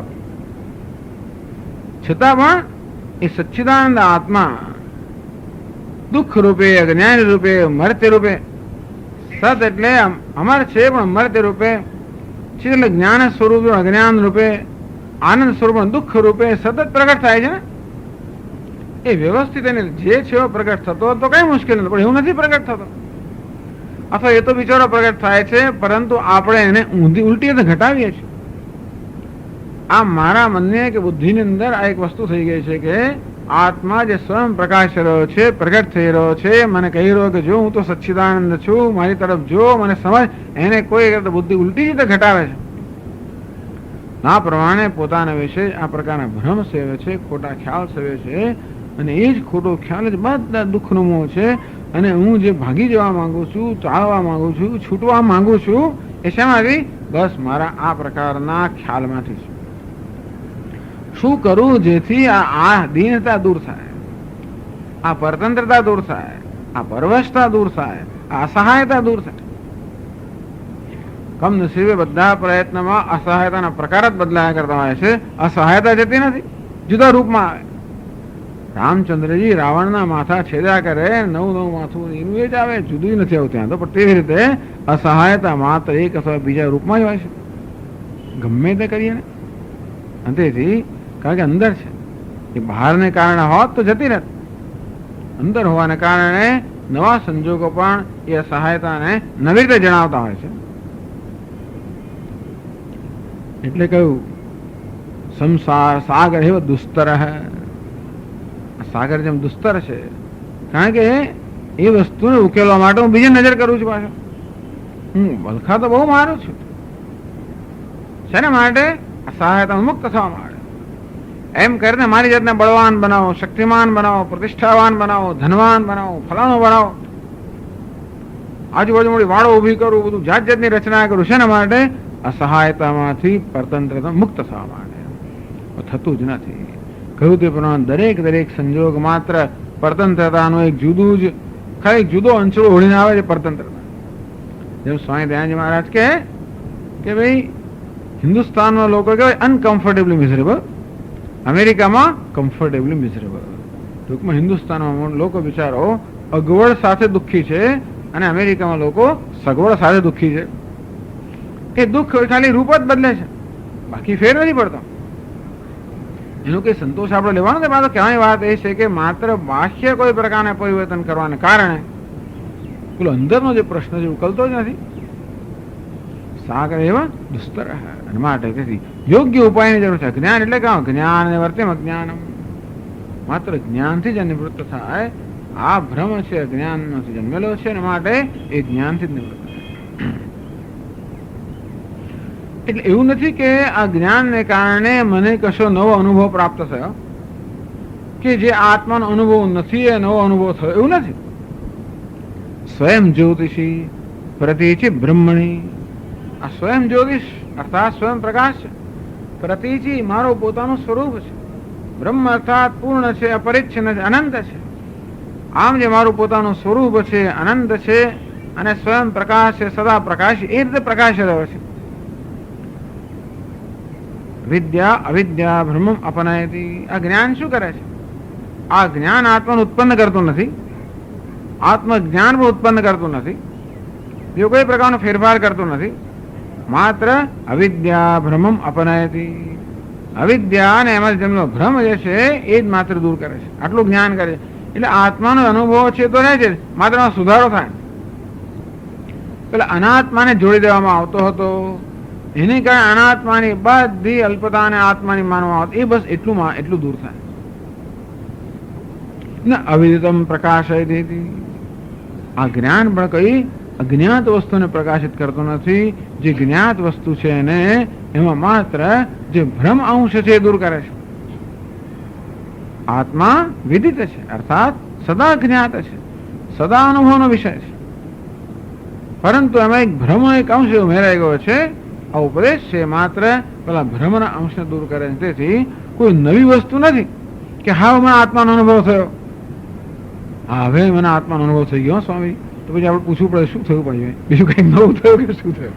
એટલે એવું આત્માનો અનુભવ નવો જ થયો.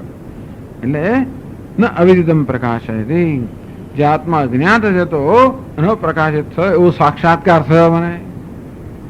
અર્થાત જેનો ક્યારે અનુભવ ન હતો એનો અનુભવ થયો હોય તો જુદી વસ્તુ, એવું નથી. જે અનુભવનો વિષય હતો એના વિશે જે ભ્રમ હતો એ દૂર થયો, બસ આટલું જ છે. એટલે સ્મૃતિ છે, એટલે સ્મૃતિ શબ્દનો પ્રયોગ કર્યો. અહીં સ્મૃતિ કેમ કહ્યું? નષ્ટ મોહ. પછી કઈ બીજું શબ્દ વાપરો છે, ભલે તમે છંદમાં બેસે કે બેસાડવું જોઈએ, એમાં શું જ્ઞાનમ લબ્ધમ એવું કઈ કહેવું જોઈએ. સ્મૃતિ લબ્ધા, મને સ્મૃતિ પ્રાપ્ત, એવું સ્મૃતિ શબ્દ કેમ વાપરો? એટલે ટીકાકારો કહે છે કે આ સ્મૃતિ એટલે કે મને યાદ આવી ગયું. સ્મૃતિ યાદ નહીં કરવાનું, પણ સ્મૃતિ અર્થાત જે ભૂતકાળમાં અનુભવ હતો એ અનુભવનો જ આપણે વળી સ્મરણ થાય. આ સ્મૃતિ કોઈ નવા વિષય ના હોય, જે અનુભૂત વિષય હોય એની સ્મૃતિ હોય. નવું જે થાય એને આપણે અનુભવ કહીએ, પરંતુ જે ભૂતકાળનો અનુભવ હતો એ જયારે યાદ આવે આપણે એને સ્મૃતિ કહીએ. એટલે સ્મૃતિનો વિષય હંમેશા અનુભૂત વિષય હોય, તેમાં જ્ઞાનનો વિષય અનુભૂત હોવાના કારણે એને મળે સ્મૃતિ શબ્દ વાપરે. આત્માનું જ્ઞાન થયું તે પણ જે આત્માનું જાણતો હતો ખોટી રીતે જાણતો હતો. જેમ કે સામે દેવદત્ત ઉભેલો છે ને મને એમ કે આ ભાઈ શિવદત્ત છે એમ કરીને એની સાથે વ્યવહાર કરું છું, અને પછી કોઈ આવે આપણો મિત્ર ને કહે કે સ્વામીજી આ દેવદત્તને જોયો, મળ્યા ને, હો આ દેવદત્ત છે, જરા પછી જરા આંખો ચોળી જોડીને જો, હા બરોબર છે. તો શું થયું? એવું દેવદત્તનો નવો અનુભવ થયો નથી. અત્યારે દેવદત્તનો જ અનુભવ હતો, પરંતુ એને ભ્રમ હતો કે આ તો પેલાનો દીકરો છે એમ કરીને જુદી રીતે હું વર્તતો હતો. હવે ખબર કે આ તો ભાઈ આપણે બહેનનો દીકરો છે, કઈ બીજું ધારો કે કઈક નવી જાતનો પ્રેમ ઉભરાય અંદરથી. એવું થાય તો બીજું કંઈક થાય, જે થવાનું એ થાય. પણ કહેવાનો ભાવ એ છે કે જયારે સાચી ઓળખાણ થાય ત્યારે જુદા પ્રકારની લાગણી જન્મે. પેલી ઓળખાણને કારણે એક પ્રકારની લાગણી હતી, હવે જયારે બદલાઈ ગઈ ત્યારે, અને તેથી એવું એ જયારે તમારે જ્ઞાન થયું ત્યારે એ વ્યક્તિ વિશેનો ભ્રમ અર્થાત ખોટી ઓળખાણ દૂર થઈ અને સાચી ઓળખ પ્રાપ્ત થઈ, એનો નવો અનુભવ થયો નથી.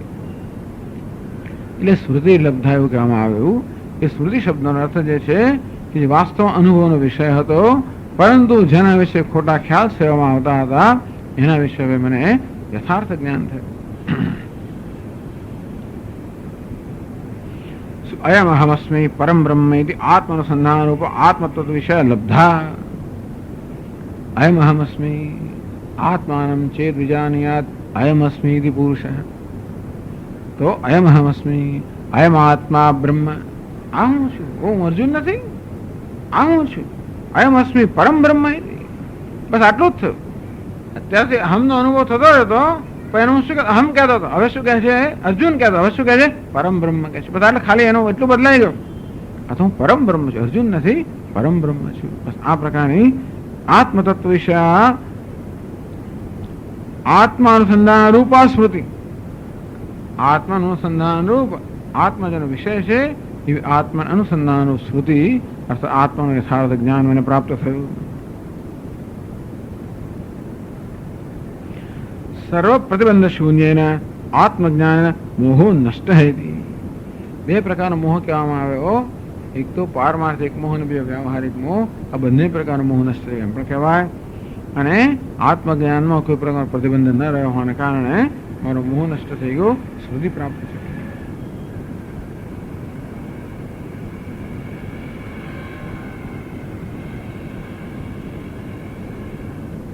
તો સ્મૃતિ લાભે કેમ સ્યાદ છે? આ પ્રકારે સ્મૃતિ અર્થાત આત્માનું અનુસંધાન થાય તો શું એમાંથી પ્રાપ્ત થાય?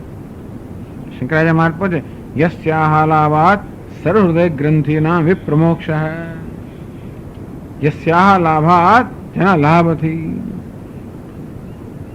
સર્વ હૃદય ગ્રંથિના વિપ્રમોક્ષ, બધી હૃદય ગ્રંથિનો વિપ્રમોક્ષ, વિયોગાયોગ્ય સ્મૃતિ લંબે સર્વ ગ્રંથિના વિપ્રમોક્ષ સ્મૃતિ, એવું એવું એવું વાક્ય આવે છે ક્યાંક. વિયોગ અયોગ્ય સ્મૃતિ લંબે, જેનો વિયોગ ન થઈ શકે એવી સ્મૃતિને પ્રાપ્ત થવાને કારણે, જેને એટલે આત્મજ્ઞાન પ્રાપ્ત થવાને કારણે બધી જ ગ્રંથિ જે છે એ નષ્ટ થઈ જાય. એ પોતે આગળ કહેશે. એટલે તો જેનો લાભ થવાથી હૃદય એટલે હું અર્જુન છું, આ ગ્રંથિ છે. હું પિતા, જેના અંગ્રેજીમાં કે કોમ્પ્લેક્સ ગ્રંથિ, ચિત્ત જળ ગ્રંથિ, આત્મનાત્મ ગ્રંથિ એટલે ગાંઠ, ગાંઠ એવી ગાંઠ બંધાઈ ગઈ. આત્મા અનાત્માની ગ્રંથિ થઈ ગઈ, ગાંઠ બંધાઈ ગઈ, ચિત્ત જળની ગ્રંથિ થઈ ગઈ. તો હોલી અનહોલી વેડલોક, વેડલોક એટલે ભાઈ શું કહેવાય એને, લગ્ન ગ્રંથિ, અપવિત્ર લગ્ન ગ્રંથિ, અનહોલી વેડલોક. પવિત્ર ગ્રંથિઓ તો બરાબર છે, આ કેવી છે અનહોલી વેડલોક. આત્મા અનાત્માની ગ્રંથિ થઈ ગઈ, ચિત્ત જળની ગ્રંથિ થઈ ગઈ, જે ખરેખર થઈ ના શકે પણ અજ્ઞાનને કારણે. અધ્યાસ પુરુષ પ્રકૃતિસ્થો એમ ભૂંગતે પ્રકૃતિ જાન ગુણાન, પુરુષ પ્રકૃતિસ્થ. આ પુરુષ તો બિચારો પ્રકૃતિમાં અહમભાવ ધરાવવાને કારણે બધા અનેક પ્રકારના પ્રકૃતિના ધર્મને પોતાના ધર્મ માનીને જાત જાતની યોનિમાં જન્મ લેતો હોય. એ પ્રકારે પુરુષ અને પ્રકૃતિની ગ્રંથિ, ક્ષેત્રજ્ઞની ગ્રંથિ આ છે, આ ગ્રંથિના વિપ્રમોક્ષ હે. તો વિશેષ કરીને પ્રકર્ષણ મોક્ષ, સારી રીતે મોક્ષ થઈ ગયો એટલે ફરી ક્યારેય પછી ગ્રંથિ ન થાય.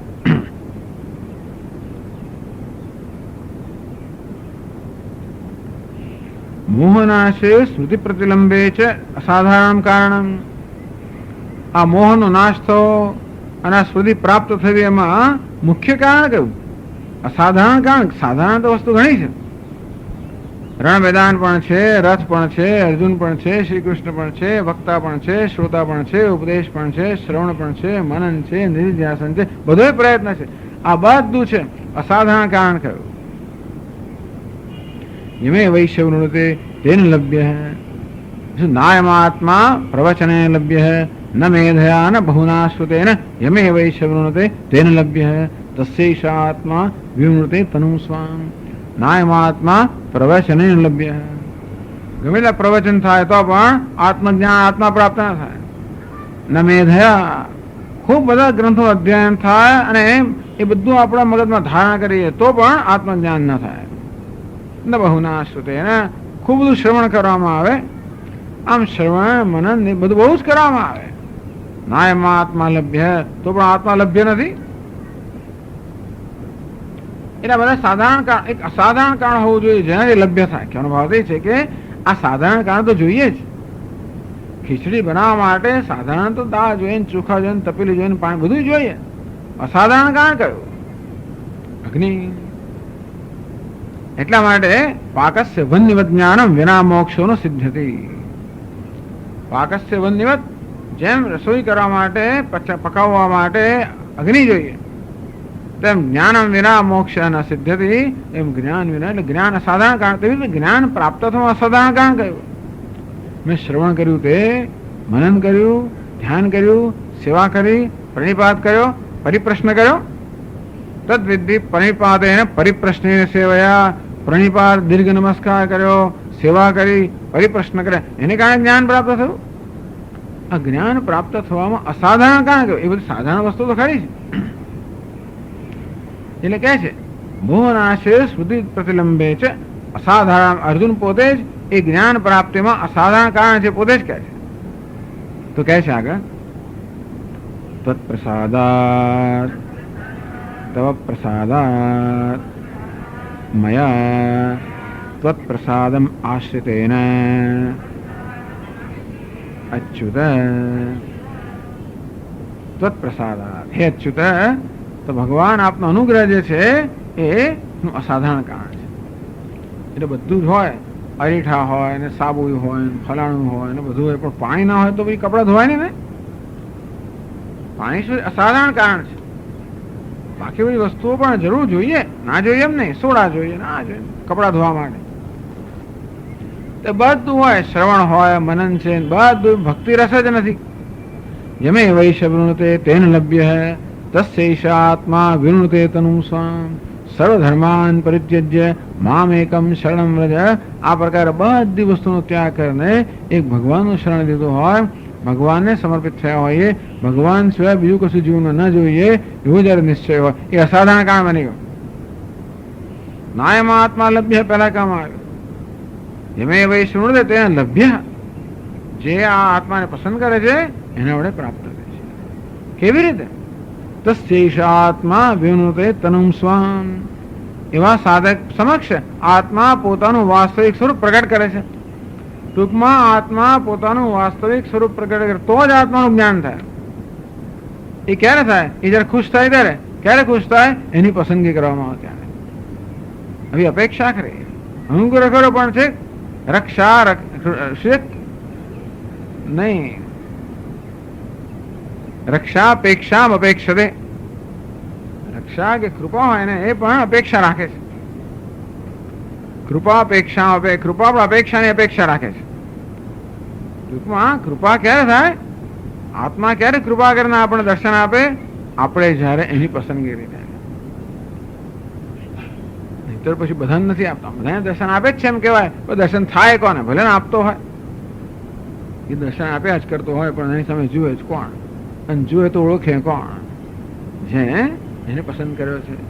એટલે આવી રીતે અસાધારણ કારણ કહ્યું. તો અહીં પણ કહ્યું તત્ પ્રસાદાત મયા અચ્યુત. ભગવાન, આ મારો મોહ નષ્ટ થવામાં અને સ્મૃતિ પ્રાપ્ત થવામાં જો કોઈ એક અસાધારણ કારણ હોય તો આપની કૃપા છે.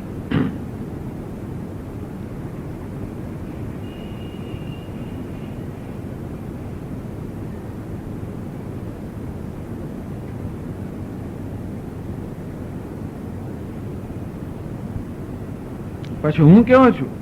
તત્ પ્રસાદમ આશ્રિતેન મયા. બધાએ ભગવાન તો બધી કૃપા કરવા માંગે, તો પેલો કૃપા ગ્રહણ કરવા માટે જોઈએ ને, ઝીલવા માટે પણ જોઈએ ને.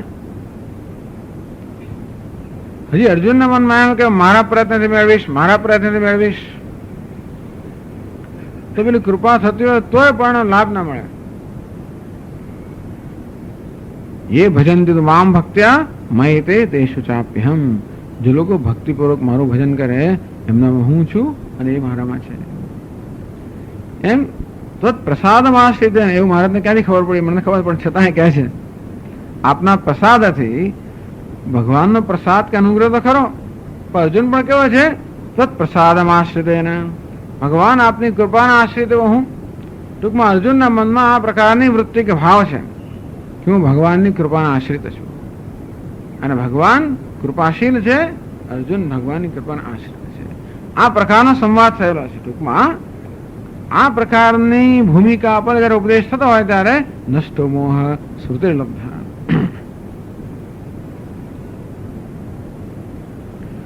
પ્રકૃતેન પ્રશ્ન પ્રતિવચનેન લબ્ધમ અર્થમ કથયતિ. આ ભગવાને પ્રશ્ન કર્યો, કચ્છિદેતચ્યુતમ પાર્થ ત્વૈકાગ્રેણ ચેતસા. હે પાર્થ, એકાગ્ર ચિત્તથી, સાવધાનથી મેં જે કંઈ કહ્યું તે સાંભળ્યું તો છે ને? કચ્છિદ જ્ઞાન સમૂહ પ્રનષ્ટસ્તે ધનંજય. એ ધનંજય, અજ્ઞાન જન્મ તારો મોહ પણ નાશ પામ્યો તો છે ને? પ્રશ્ન થયો. પ્રતિભા ઉત્તર આપ્યો, નષ્ટો મોહ શ્રુતિર્લબ્ધ તત્પ્રસાદાત મયાચ્યુત. આ પ્રશ્ન પ્રતિવચન, આ પ્રશ્નોત્તર જે થયો એનો આપણે શું અર્થ કરવાનો? આનાથી ફલિત શું થાય છે? લબ્ધમ અર્થમ. એને તમે સમજવાનું શું? એ શંકરાચાર્ય મહારાજ પોતે કહે છે. અને એના મોહનાશ પ્રશ્ન પ્રતિવચનેન સર્વશાસ્ત્રાર્થ જ્ઞાન ફલમ એતાવદેવ ઇતિ નિશ્ચિતમ દર્શિતમ ભવતી.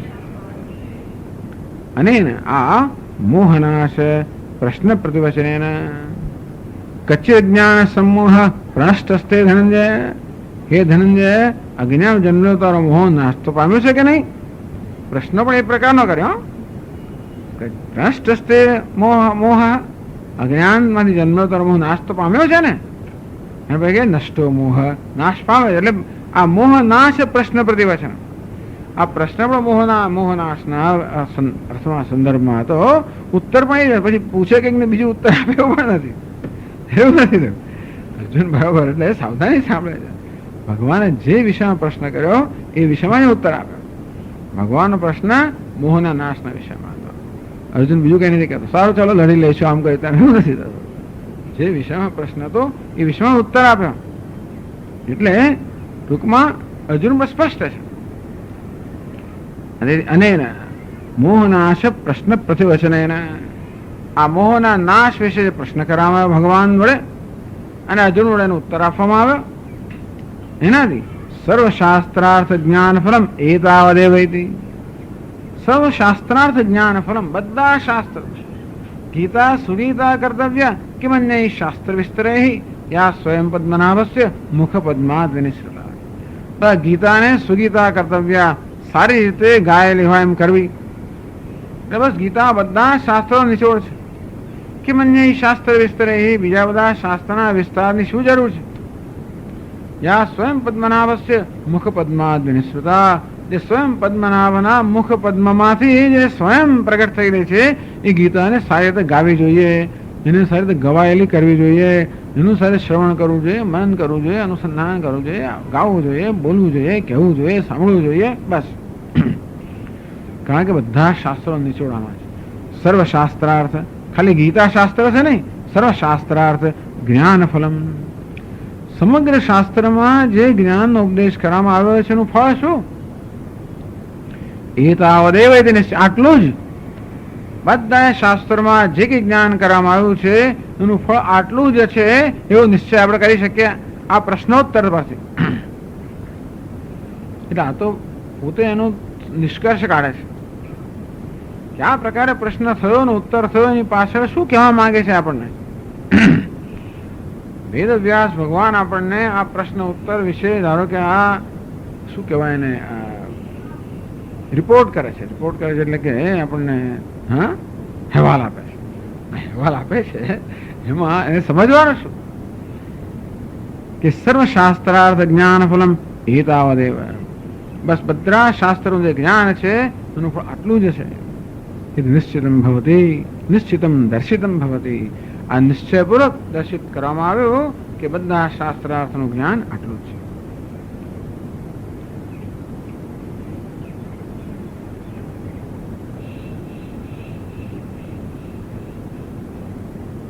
શું એ પોતે કહે છે? યતઃ જ્ઞાનાદ મોહનાશ આત્મસ્મૃતિલાભશ્ચ ઇતિ. યત ઉત એવું છે. હા, આ યત, આ યતો જ છે, સાચી વાત છે.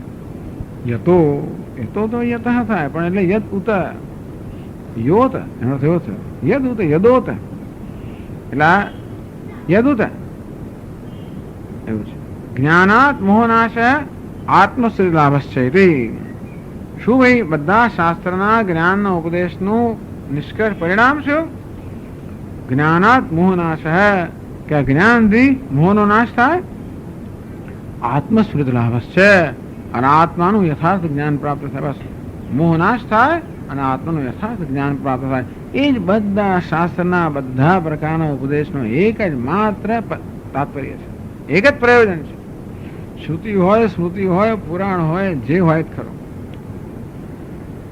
તો એ પોતે આગળ કહે છે. એટલે બધા શાસ્ત્રોમાં આપણે એવું બધા શાસ્ત્ર એવું કહે છે એ પછી થોડા અહીંયા આગળ મંત્રો પણ કહે છે. એટલે કહે છે એને તત્ર પ્રમાણમાં જ્ઞાનાદ અજ્ઞાન તત્કાર્ય સ્મૃતિ પ્રતિલંબાદ અશેષતો હૃદય ગ્રંથિના વિપ્રમોક્ષ સ્યાત. કે જ્ઞાનને કારણે અજ્ઞાન દૂર થાય અને હૃદય બધી ગ્રંથિઓ દૂર થાય. એમાં શંકરાચાર્ય મહારાજ પ્રમાણ આપે છે. તથા છે તથા ચ શ્રુતૌ અનાત્મવિચ્છોચામે ઇતિ ઉપન્યસ્ય આત્મજ્ઞાનેન સર્વગ્રંથિ વિપ્રમોક્ષ ઉક્તઃ.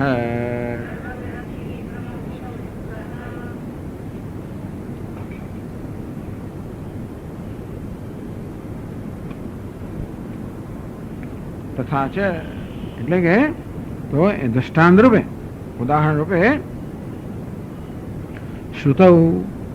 શ્રુતિમાં આપણે અનાત્મવિદ શોચામી સોહમ ભગવત શોચામી તન્મામ ભગવાન શોકસ્ય પારમ તારતો ઇતિ સોહમ ભગવત મંત્રવિદેવસ્મી ન આત્મવિદ શ્રુતમ હેવ મે ભગવદ ઋષેભ્ય તર્દ શોકમાત્મવિદ ઇતિ નારદ મુનિ સનત કુમાર પાસે જઈને આવું નિવેદન કરે છે, એકરાર કરે, સ્વીકાર કરે છે. સોહમ ભગવત મંત્રવિદેવ અસ્મી ન આત્મવિદ ભગવાન આ બધા શાસ્ત્રોમાં અધ્યયન કર્યું છે ખરું, મંત્રવિદેવ અસ્મી તો કોઈ મંત્રો જાણું છું, ના આત્મવિદ મંત્રો અર્થ જાણતો હોઈશ, મંત્રોનો વ્યાકરણથી કે ન્યાય જતો અર્થ જાણું, પણ મંત્રોનો અર્થ છે આત્મા. બધા વેદના મંત્રોનો અર્થ છોડે એક તો આત્મા તો એ નથી જાણતો. સોહમ ભગવ મંત્રવિદેવ અસ્મી ન તો આત્મવિદ ભગવાન હું તો મંત્રનો જ્ઞાતા છું, આત્માનો જ્ઞાતા નથી. શ્રુતમ શેવ મે ભગવદ ઋષેભ્ય તર્દ શોકમાત્મવિદ એટલા જ માટે શોકથી મુક્ત થયો નથી. એવું શા બધી કહો છો કે ભાઈ તમે આત્મવિદ નથી? કારણ કે મેં સાંભળ્યું છે ભગવદ ઋષેભ્ય આપના જેવા ભગવદ ઋષેભ્ય આપના જેવા મહાપુરુષો પાસે સાંભળ્યું છે. તર્દ શોકમાત્મવિદ કે જેને આત્માનું જ્ઞાન છે એ શોકને તરી જાય છે એવું આપના જેવા મહાપુરુષો પાસે સાંભળેલું છે. અને એટલે હું કોણ છું? હું તો ખાલી મંત્રવિદ છું, આત્મવિદ નથી. સોહમ ભગવત શોચામી તો આત્માનું જ્ઞાન થાય તો શોકને પાર કરી જાય, પણ હું તો શોકમાં હજી શોકગ્રસ્ત છું, મને આત્માનું જ્ઞાન નથી. અને એ પણ મારો વિવેક છે કે આત્માનું જ્ઞાન થાય તો શોકને પાર કરી દેવાય. તન્માન ભગવાન શોકસ્ય પારમ તારે તો ભગવાન મને આ શોકની પાર કરાવો, અર્થાત આત્મજ્ઞાનનો ઉપદેશ કરો. તથા જ શ્રુતૌ આત્મવિદ શોચામિત ઉપન્યસ્ય આ પ્રકારે શ્રુતિમાં અર્થાત છંદોગ્ય ઉપનિષદના 7મા અધ્યાયની અંદર આ પ્રકાર ઉપક્રમ કરીને આત્મજ્ઞાનેન સર્વ ગ્રંથિ વિપ્રમોક્ષ ઉક્ત હૈ. અને આત્મજ્ઞાનથી બધી જ ગ્રંથિઓ નષ્ટ થઈ જાય, ભેદાઈ જાય ત્યાં જ કામ આવ્યું. આહાર શુદ્ધો સત્વશુદ્ધિ સત્વશુદ્ધો ધ્રુવા સ્મૃતિ સ્મૃતિલંબે ચ સર્વ ગ્રંથિના વિપ્રમોક્ષ. આહાર શુદ્ધો સત્વ શુદ્ધિ આહાર શુદ્ધ થાય તો આપણું અંતઃકરણ શુદ્ધ થાય, સત્વ શુદ્ધો ધ્રુવા સ્મૃતિ અંતઃકરણ શુદ્ધ થાય તો આપણે સ્મૃતિ ધ્રુવ બને, દ્રઢ સ્મૃતિ પ્રાપ્ત થાય અને એટલે કે દ્રઢ જ્ઞાન પ્રાપ્ત થાય અને તો બધી જ ગ્રંથિ નષ્ટ થઈ જાય. ઉક્ત આ પ્રકારે અમે જે કહીએ જેવું ભગવદ્ ગીતામાં એવું જ અહીંયા છે. છંદો એવું ભગવદ્ ગીતામાં એવું જ છે. છંદો ઉપક્રમ ગયો હતો સોહમ ભગવત શોચામી ભગવાન હું શોકગ્રસ્ત છું. અર્જુનને પણ એવું થયું કે ને વિશુદ્ધ સસરમ ચાપમ શોક સંવિગ્ન માનસ બસ બિચારા ધનુષ બાણ હેઠું પડી ગયું, વિસૃત છોડી દીધું પણ પડી ગયું. શોક સંવિગ્ન માનસ શોકમાં ગરકાવ થઈ ગયેલો મનવાળો અર્જુન હવે શું કહે છે? કરીશ્યે વચનમ તવ શોકનો એક કણ પણ લેશ પણ રહ્યો નથી ને. કેમ? બધી ગ્રંથિઓ નષ્ટ થઈ ગઈ. બસ છંદોગ્યમાં આ પ્રકાર જ છે. શાસ્ત્રમાં પણ સોહમ ભગવત શોચામી ત્યાં પણ નારદ મુનિના શોકથી ઉપક્રમ થયો અને સર્વ ગ્રંથના વિપ્રમોક્ષ બધી ગ્રંથિઓમાંથી મુક્ત થઈ ગયા એમ કરીને ઉપસંહાર થયો.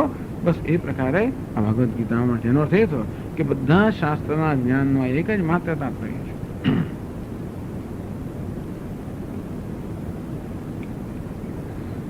બીજું પણ કહે છે આગળ તો જ્ઞાનાદ અજ્ઞાન તત્કાળ નિવૃત્તો શ્રુત્યંતર સંવાદયતી તો જ્ઞાનને કારણે અજ્ઞાન દૂર થાય, એમાંથી જન્મેલો ભ્રમ દૂર થાય એ માટે બીજી શ્રુતિમાંથી વાક્ય કહે છે ભિદ્યતે ભિદ્યતે હૃદય ગ્રંથિ તત્ર કો મોહ કશોકઃ એકત્વમુપશ્યતઃ इति च मंत्रवर्णः भिद्यते हृदय ग्रंथि तो हृदय ग्रंथि नष्ट થઈ જાય, છિદ્યંતે સર્વ સંશયાઃ ક્ષીયંતે ચાસ્ય કર્માણિ તસ્મિન દૃષ્ટે પરાવરે તસ્મિન પરાવરે દૃષ્ટે એ પરનાવર એ બંનેના ઐક્યનું જ્યારે જ્ઞાન થાય ત્યારે ભિદ્યતે હૃદય ગ્રંથિ હૃદયની બધી ગ્રંથિઓ ભેદાઈ જાય, સંશયો નષ્ટ થઈ જાય, કર્મ બધા ક્ષીણ થઈ જાય. તત્ર કો મોહ કશોક એકત્વમ અનુપશ્યત. આમ ગુરુજના ઉપદેશના અનુસરીને જે જીવન બ્રહ્મના એક્યનું જ્ઞાન જેને પ્રાપ્ત કર્યું છે, તત્ર ત્યાર પછી ત્યાં એટલે તસ્મિન બ્રહ્મણી એ બ્રહ્મમાં અથવા તો એ અવસ્થામાં જ્ઞાન અવસ્થામાં કો મોહ કયો મોહ રહી શકે, કશોક કયો શોક રહી શકે. એટલે કે ઈશાવાસ્ય ઉપનિષદો પણ આજ કહેવામાં આવ્યું કે જ્ઞાન પ્રાપ્ત કરવાથી મોહ અને શોક બંને દૂર થાય. એટલા માટે શંકરાચાર્ય મહારાજે ગીતા ઉપોદઘાતમાં જ કહેલું કે ભગવદ્ ગીતા મનુષ્યના એક આ પ્રશ્નને જ માત્ર સંબોધે છે, શોક અને મોહ. શોકમાંથી મોહ, મોહમાંથી શોક, શોકમાંથી મોહ, મોહ.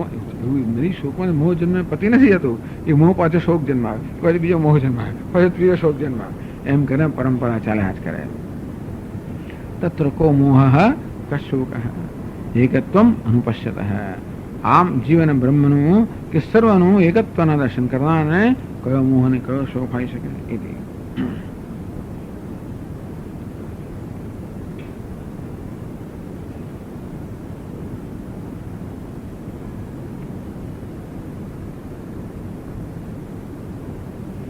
एतादृशस्य सर्वशास्त्रार्थ ज्ञान फलस्य संप्राप्तौ तो उपदेशस्य सामर्थ्यमस्ति इति लोकोपकारकः सम्यक्त्वया संपादक गूढ़ाभिसंधि. ટૂંકમાં ભગવાન આપનો ઉપદેશ સમર્થ માટે જે લોકો ઉપકાર કરવાનો હતો એ પણ થયો છે.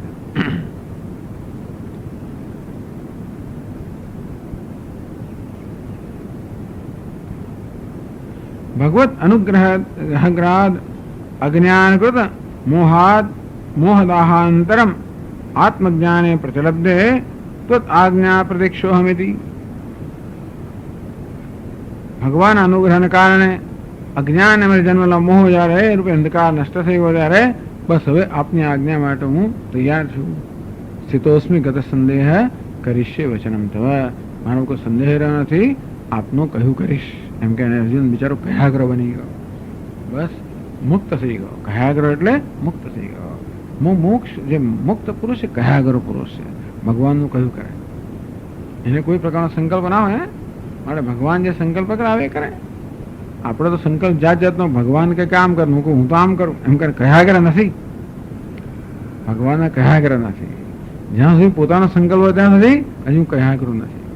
બધો સંકલ્પ સર્વ સંકલ્પ સંન્યાસી, બધા પ્રકારનો સંકલ્પ દૂર થઈ જાય, આમ જીવ કયાગ્ર બની જાય. એ અર્જુન કહે છે હવે એક પછીના ક્લાસમાં. ઓમ પૂર્ણમદ પૂર્ણમિદમ પૂર્ણાત પૂર્ણમુદચ્યતે પૂર્ણસ્ય પૂર્ણમાદાય પૂર્ણમેવાવશિષ્યતે. ઓમ શાંતિ શાંતિ શાંતિ. શંકરં શંકરાચાર્યં કેશવં બાદરાયણં सूत्रभाष्यकृतौ वन्दे भगवन्तौ पुनः पुनः. ईश्वरो गुरुरात्मेति मूर्तिभेदविभागिने व्योमवद्व्याप्तदेहाय दक्षिणामूर्तये नमः. ॐ शान्ति शान्ति शान्तिः. हरि ओम. श्री गुरुभ्यो नमः. हरि ओम.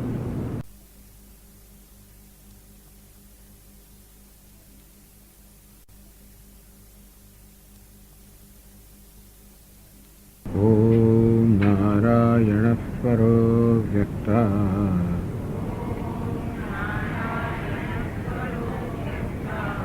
अण्डमव्यक्तसम्भवम् अण्डस्यान्तस्त्विमे लोकाः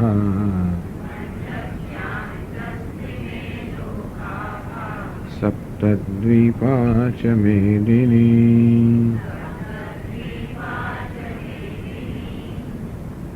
कच्चिदेतच्छ्रुतं पार्थ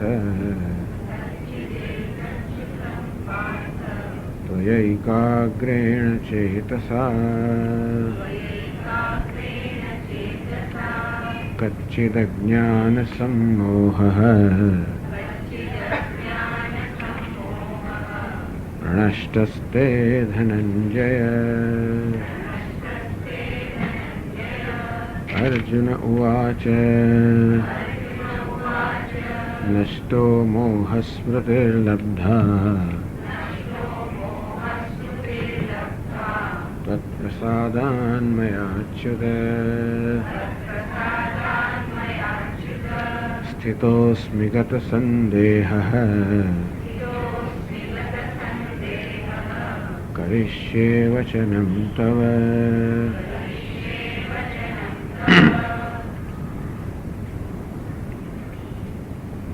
अर्जुन उवाच, भगवान पूछ्યું कच्चिदेतच्छ्रुतं पार्थ त्वया एकाग्रेण चेतसा। हे पार्थ, તે એકાગ્ર ચિત્તથી મેં જે બધું કહ્યું તે સાંભળ્યું છે ને? કચ્છિદ જ્ઞાન સમૂહ પ્રણષ્ટસ્તે ધનંજય। હે ધનંજય, અજ્ઞાનમાંથી જન્મેલો તારો મોહ નષ્ટ થઈ ગયો છે ને? એમ પૂછ્યું. અર્જુન કહે છે, હા, નષ્ટો મોહ સ્મૃતિ લબ્ધા. ભગવાન, મારો મોહ નષ્ટ થઈ ગયો છે. બે પ્રકારના મોહની વાત કરી. એક તો પારમાર્થિક મોહ અને બીજો છે વ્યવહારિક મોહ. પારમાર્થિક મોહ એટલે જે પારમાર્થિક સત્ય છે, આત્મા, તો એના વિશેનો મોહ, એના વિશેનો ભ્રમ. એને કારણે પછી વ્યવહારના સંજોગોમાં પણ કયો નિર્ણય લેવો એ વિશે ભ્રમ જન્મતો હોય છે. આમ માનવ માત્રામાં હોય છે તે રીતે અર્જુનમાં પણ આત્મા વિશેનો મોહ તો છે જ. આત્માનું જ્ઞાનને કારણે દેહને આત્મા માનવો, આ પ્રકારનો મોહ તો બધામાં જ છે. પરંતુ એ મોહ માત્ર પૂરતો ન હતો અર્જુનને જ્ઞાનની પ્રાર્થના કરવા માટે. એ મોહ તો હંમેશા હતો જ. પણ એ મોહ જયારે વ્યવહારમાં પરિણમ્યો, જેમાં પરિણમતો જ હશે, વ્યવહારની અંદર પણ જે કંઈ મોહ આપણને હોય, જે કંઈ સમસ્યાઓ હોય, છેવટે તો એ મૂળભૂત સમસ્યામાંથી અર્થાત આત્માના અજ્ઞાનમાંથી જ જન્મેલી હોય છે. વ્યવહારના સંજોગો તો પ્રારબ્ધ પ્રમાણે આવે, પણ આ સંજોગો આપણા માટે એક સમસ્યા બની જતા હોય છે. એનું પણ કારણ તો છેવટે અજ્ઞાન જ છે.